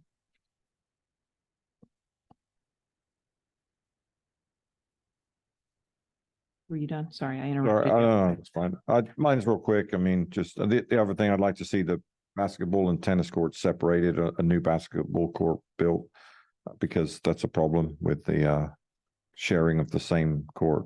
Other than that, I'm done. Go ahead. So you are putting parking in the softball area. I know that there were Wildflower residents that were speaking out on that, the people that live directly across the road on Sage and on Foothill. Were you guys, I don't see any entrances. This is just a concept, right? Right. Yeah, to that end, that was actually the access onto Foothill that is eliminated still. Oh, And so the okay. access is proposed as Brickyard there to enter so that there'd be parking right there at the softball field. Oh, you're gonna go across the railroad tracks. So that would be, yeah, so you go across and then enter on Brickyard onto the softball. So the racetrack is now a Well, speedway. but you entering off of Brickyard and crossing the railroad tracks. That's a big deal. That may require crossing Million. guards. Just like it did over on the other side where they had to put in the crossing arms. My positions Next up, I don't have the map right in front of me. Well, there is an entrance here off of Off of Brickyard, right now. over the railroad tracks. So, as we found out, you cannot cross railroad tracks, Right. with Especially any with the kind new of a rail thoroughfare without having crossing arms. So that might have to be rethought. Got to go through the PUC. Yeah. Yeah. So we may have to rethink that one. How much parking? I mean, you list spaces as parking, but do you have any idea of like stalls and how many? So so the first step is to get the master plan done, and then what we would want to move forward with is an infrastructure plan. Okay. The area that we're defining as parking is that low spot where it's just kind of tumbleweeds and drainage. And we estimate we could probably get about 100 cars through there. But what we really need to do is work on the circulation through and around that area with lighting. But that's a big expanse of an area. Well, and there's lots of parking areas. That's the other thing. I mean, I'm not speaking in the softball only. I'm talking about in the park as a whole. And what we're trying to do is eliminate the parking pedestrian connection on the inner track portion. When you're going back to soccer, we're trying to eliminate a lot of that so that you would walk back to the soccer fields. There'd be two different access points to soccer, one in between baseball and soccer, and then one going back around to soccer, so that we're eliminating that hazard as it is. And then, but paving the way for more parking in that low spot. Okay. And then wanting to create more entrances as they were, grand entrances onto the track, onto soccer. And when I say onto the track, so that would be an alternative entrance to the baseball fields marked and signed so that there's compatibility with disc golf, BMX, and baseball in that other parking lot, because tends to be an awkward area as it is, but it would reroute some of that traffic back over onto that side. I see you have a small dog park and a large dog park. So you plan on making another That's one? a proposal. That's a possible to proposed. split it. Yes. So Amy, when you say infrastructure, that's when you're talking about traffic flow, fencing, Drainage, lighting, signage. right? Because in order for us to make any money off of this, we need to fence the park and fence the athletic fields and so forth. So you could charge gate fees. We need to charge gate fees. Every single one of those softball fields that you showed up there, you have to pay to get into. All of those athletic fields in all of those towns, you have to pay to use their parks or for parking. I have a question on D, the basketball and pickleball and basketball, tennis and pickleball. Are you proposing, say that 3 times fast? Are you proposing that be the one court for all 3 of those? Is that what I'm reading this, and it says formally add the basketball tennis court complex, which is located just south of Evelyn Bishop Hall, and remove current tiles and repaint lines to make it compatible for pickleball. So are we adding a new court, or are we looking to just triple use the one we have? Triple use and adding additional pickleball. The current tiles that are in there are not compatible for pickleball. So there's a way to cheaply remove those and then just repaint that existing pavement. So we're gonna have three types of sporting events on one.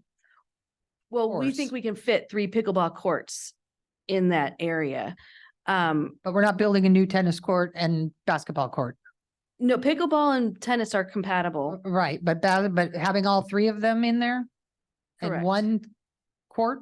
We think that they'll all fit. That seems to be the greatest need. To Councilmember Atlin's point is he thinks that we should have another basketball court, but Well, we have lots of tennis players and we have a tennis group that is pickleball actually and using tennis them. can be compatible. It's just those tiles are not compatible with pickleball. Mhm. Okay, so we're proposing 3 types of sporting events in one court.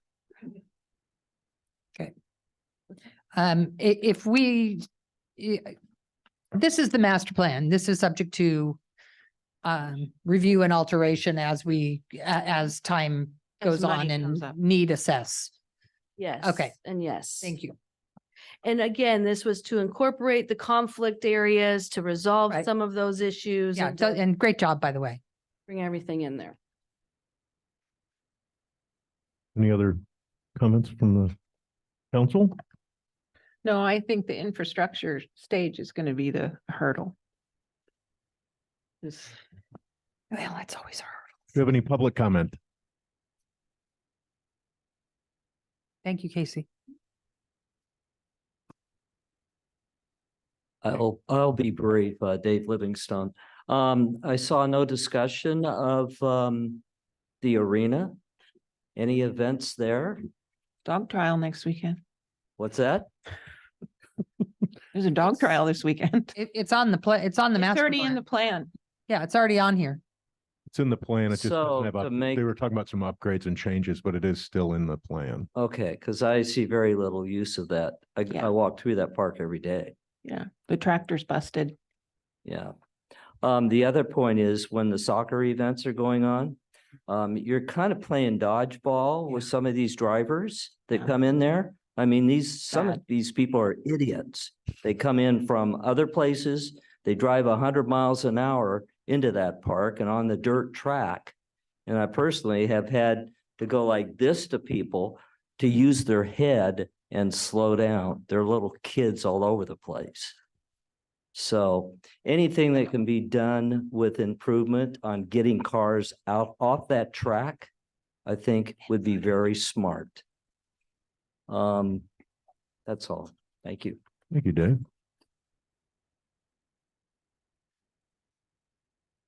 I can add one other thing.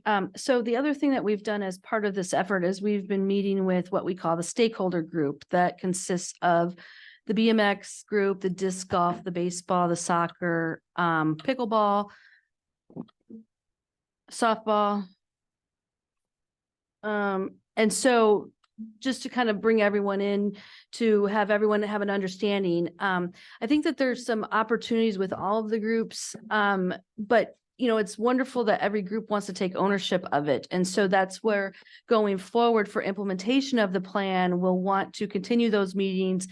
We have agreements with each of those groups that we haven't been doing contract administration on. And so that's part of this too, is to kind of go through responsibilities and roles and then really, again, to spread the love of everyone has a love of Howard Park. And it's, as I said, at the Parks and Rec Commission, I just recently went to Central Park this summer and it reminded me of Howard Park. There's something in there for everybody. I mean, there's a lot going on at that park. But working with the stakeholders group has also been very beneficial throughout this process, and they've been helpful with input and guidance. So I just wanted to make sure that was added as well. Andy. Pickleball is a very big sport. And I was reading an article, I forget what mall it was, they took the mall, cut it, because it's almost broke, they took half and they made courts out of it, and they're making a fortune. So we could probably use the hall and make it into pickleball and charge people, and you probably make a lot of money. Because it is a big sport, and I couldn't believe it, took half of a mall and filled it up with courts, and they're lined up to get in there. So if you guys build a court out there, you can have people donate money, to play in it and pay for itself. I just tell you, that's bigger. Well, we're definitely coming to you to have you donate money. Yeah, well, no, I don't play it, but I'd go out and donate. Oh, no, we've got you on the record now. Okay, yeah, I'll donate, but no, it would be a moneymaker. I mean, everybody could no. donate that wants to play, so. I appreciate it. Yeah, that's more, I think tennis and basketball's kind of dying. Everybody's going to this, hitting that little, they throw a pickle up and hit it, You can't hit it too hard because it'll break. Keep it clean, Andy.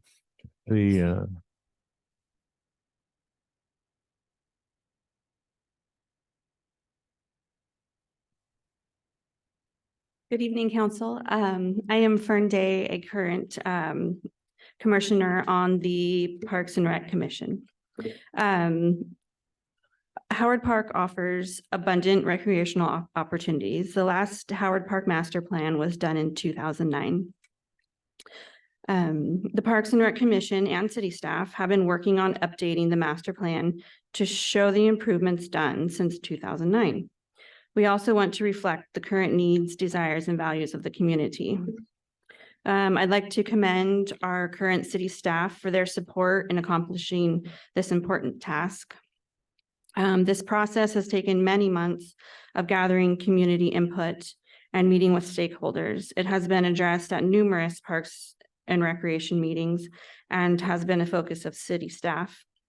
Your approval of the 2023 addendum to the Howard Park Master Plan will allow us to apply for grants to preserve, update Howard Park for the countless people who treasure and enjoy it for its abundant recreational offerings. Thank you. Thank you. Thank you. Any other public comment? Not, do we have a motion? I will make a motion that we approve the 2023 addendum to the Howard Park Master Plan. I'll second. So Motion. before you do that, is that adopting the resolution? Is that the intended? We don't know now. We're Adopt just resolution. tired. Yeah, 20. Adopt resolution 2023 ...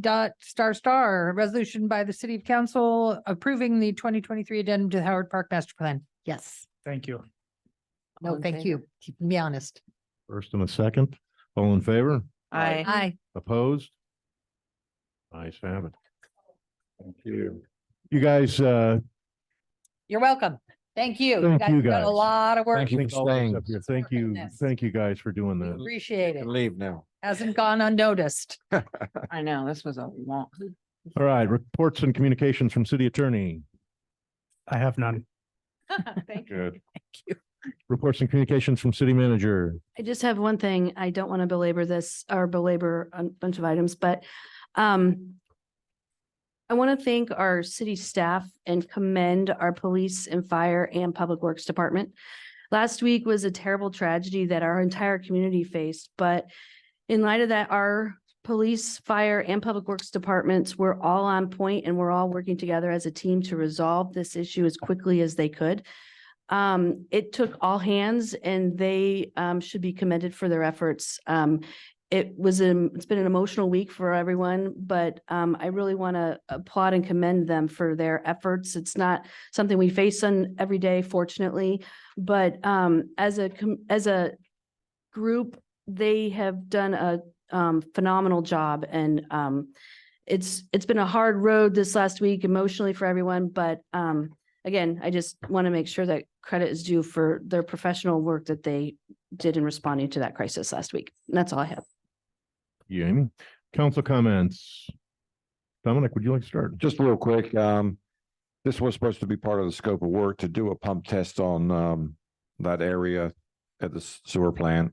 And I think it needs to be done. There's some misinformation on how much it puts out. Let's just do a pump test and find out, because if it does put out water, then it can supplement either the fields or the new project. I'd like to see that pump test moved up. It not that expensive to do. Right on. Anything else? Allison? Oh, I thought you were waiting for Dominic. No, I was. I just want to make sure I didn't Oh, cut anybody off. ACRA reached out to me because the contract required a 60-day notice. So technically Ione is still on the contract until December. And asked me if I was coming to the meeting tomorrow. I said, if they don't have a quorum, I'll come. But they are, and that's when they will be discussing the JPA. They also let me know that Ione will be getting a bill since we took half of the season, the 2023 season, 6 months, we were within the contract. So they said they would be sending us a bill. It's 9:30. Way past my bedtime. So I'm all done. I Diane. got nothing. And I have nothing. With that, we are going to go into closed session. Mr. Vice Mayor, I recommend we push this off. for- You're good? don't. Oh, thank God. Thank you. What? I do, yeah. This, I agree. I I don't want agree. to do it today either. I know this, I don't know why this agenda was just. So I'll make a motion that we Was- do not have a closed session. We're going to do a closed session next meeting. Second that. All in favor? Aye. Aye. Opposed? Nay. Motion Can I get a to, motion to adjourn? Yes, make a that's motion to. done. Thanks for putting up with me. All right.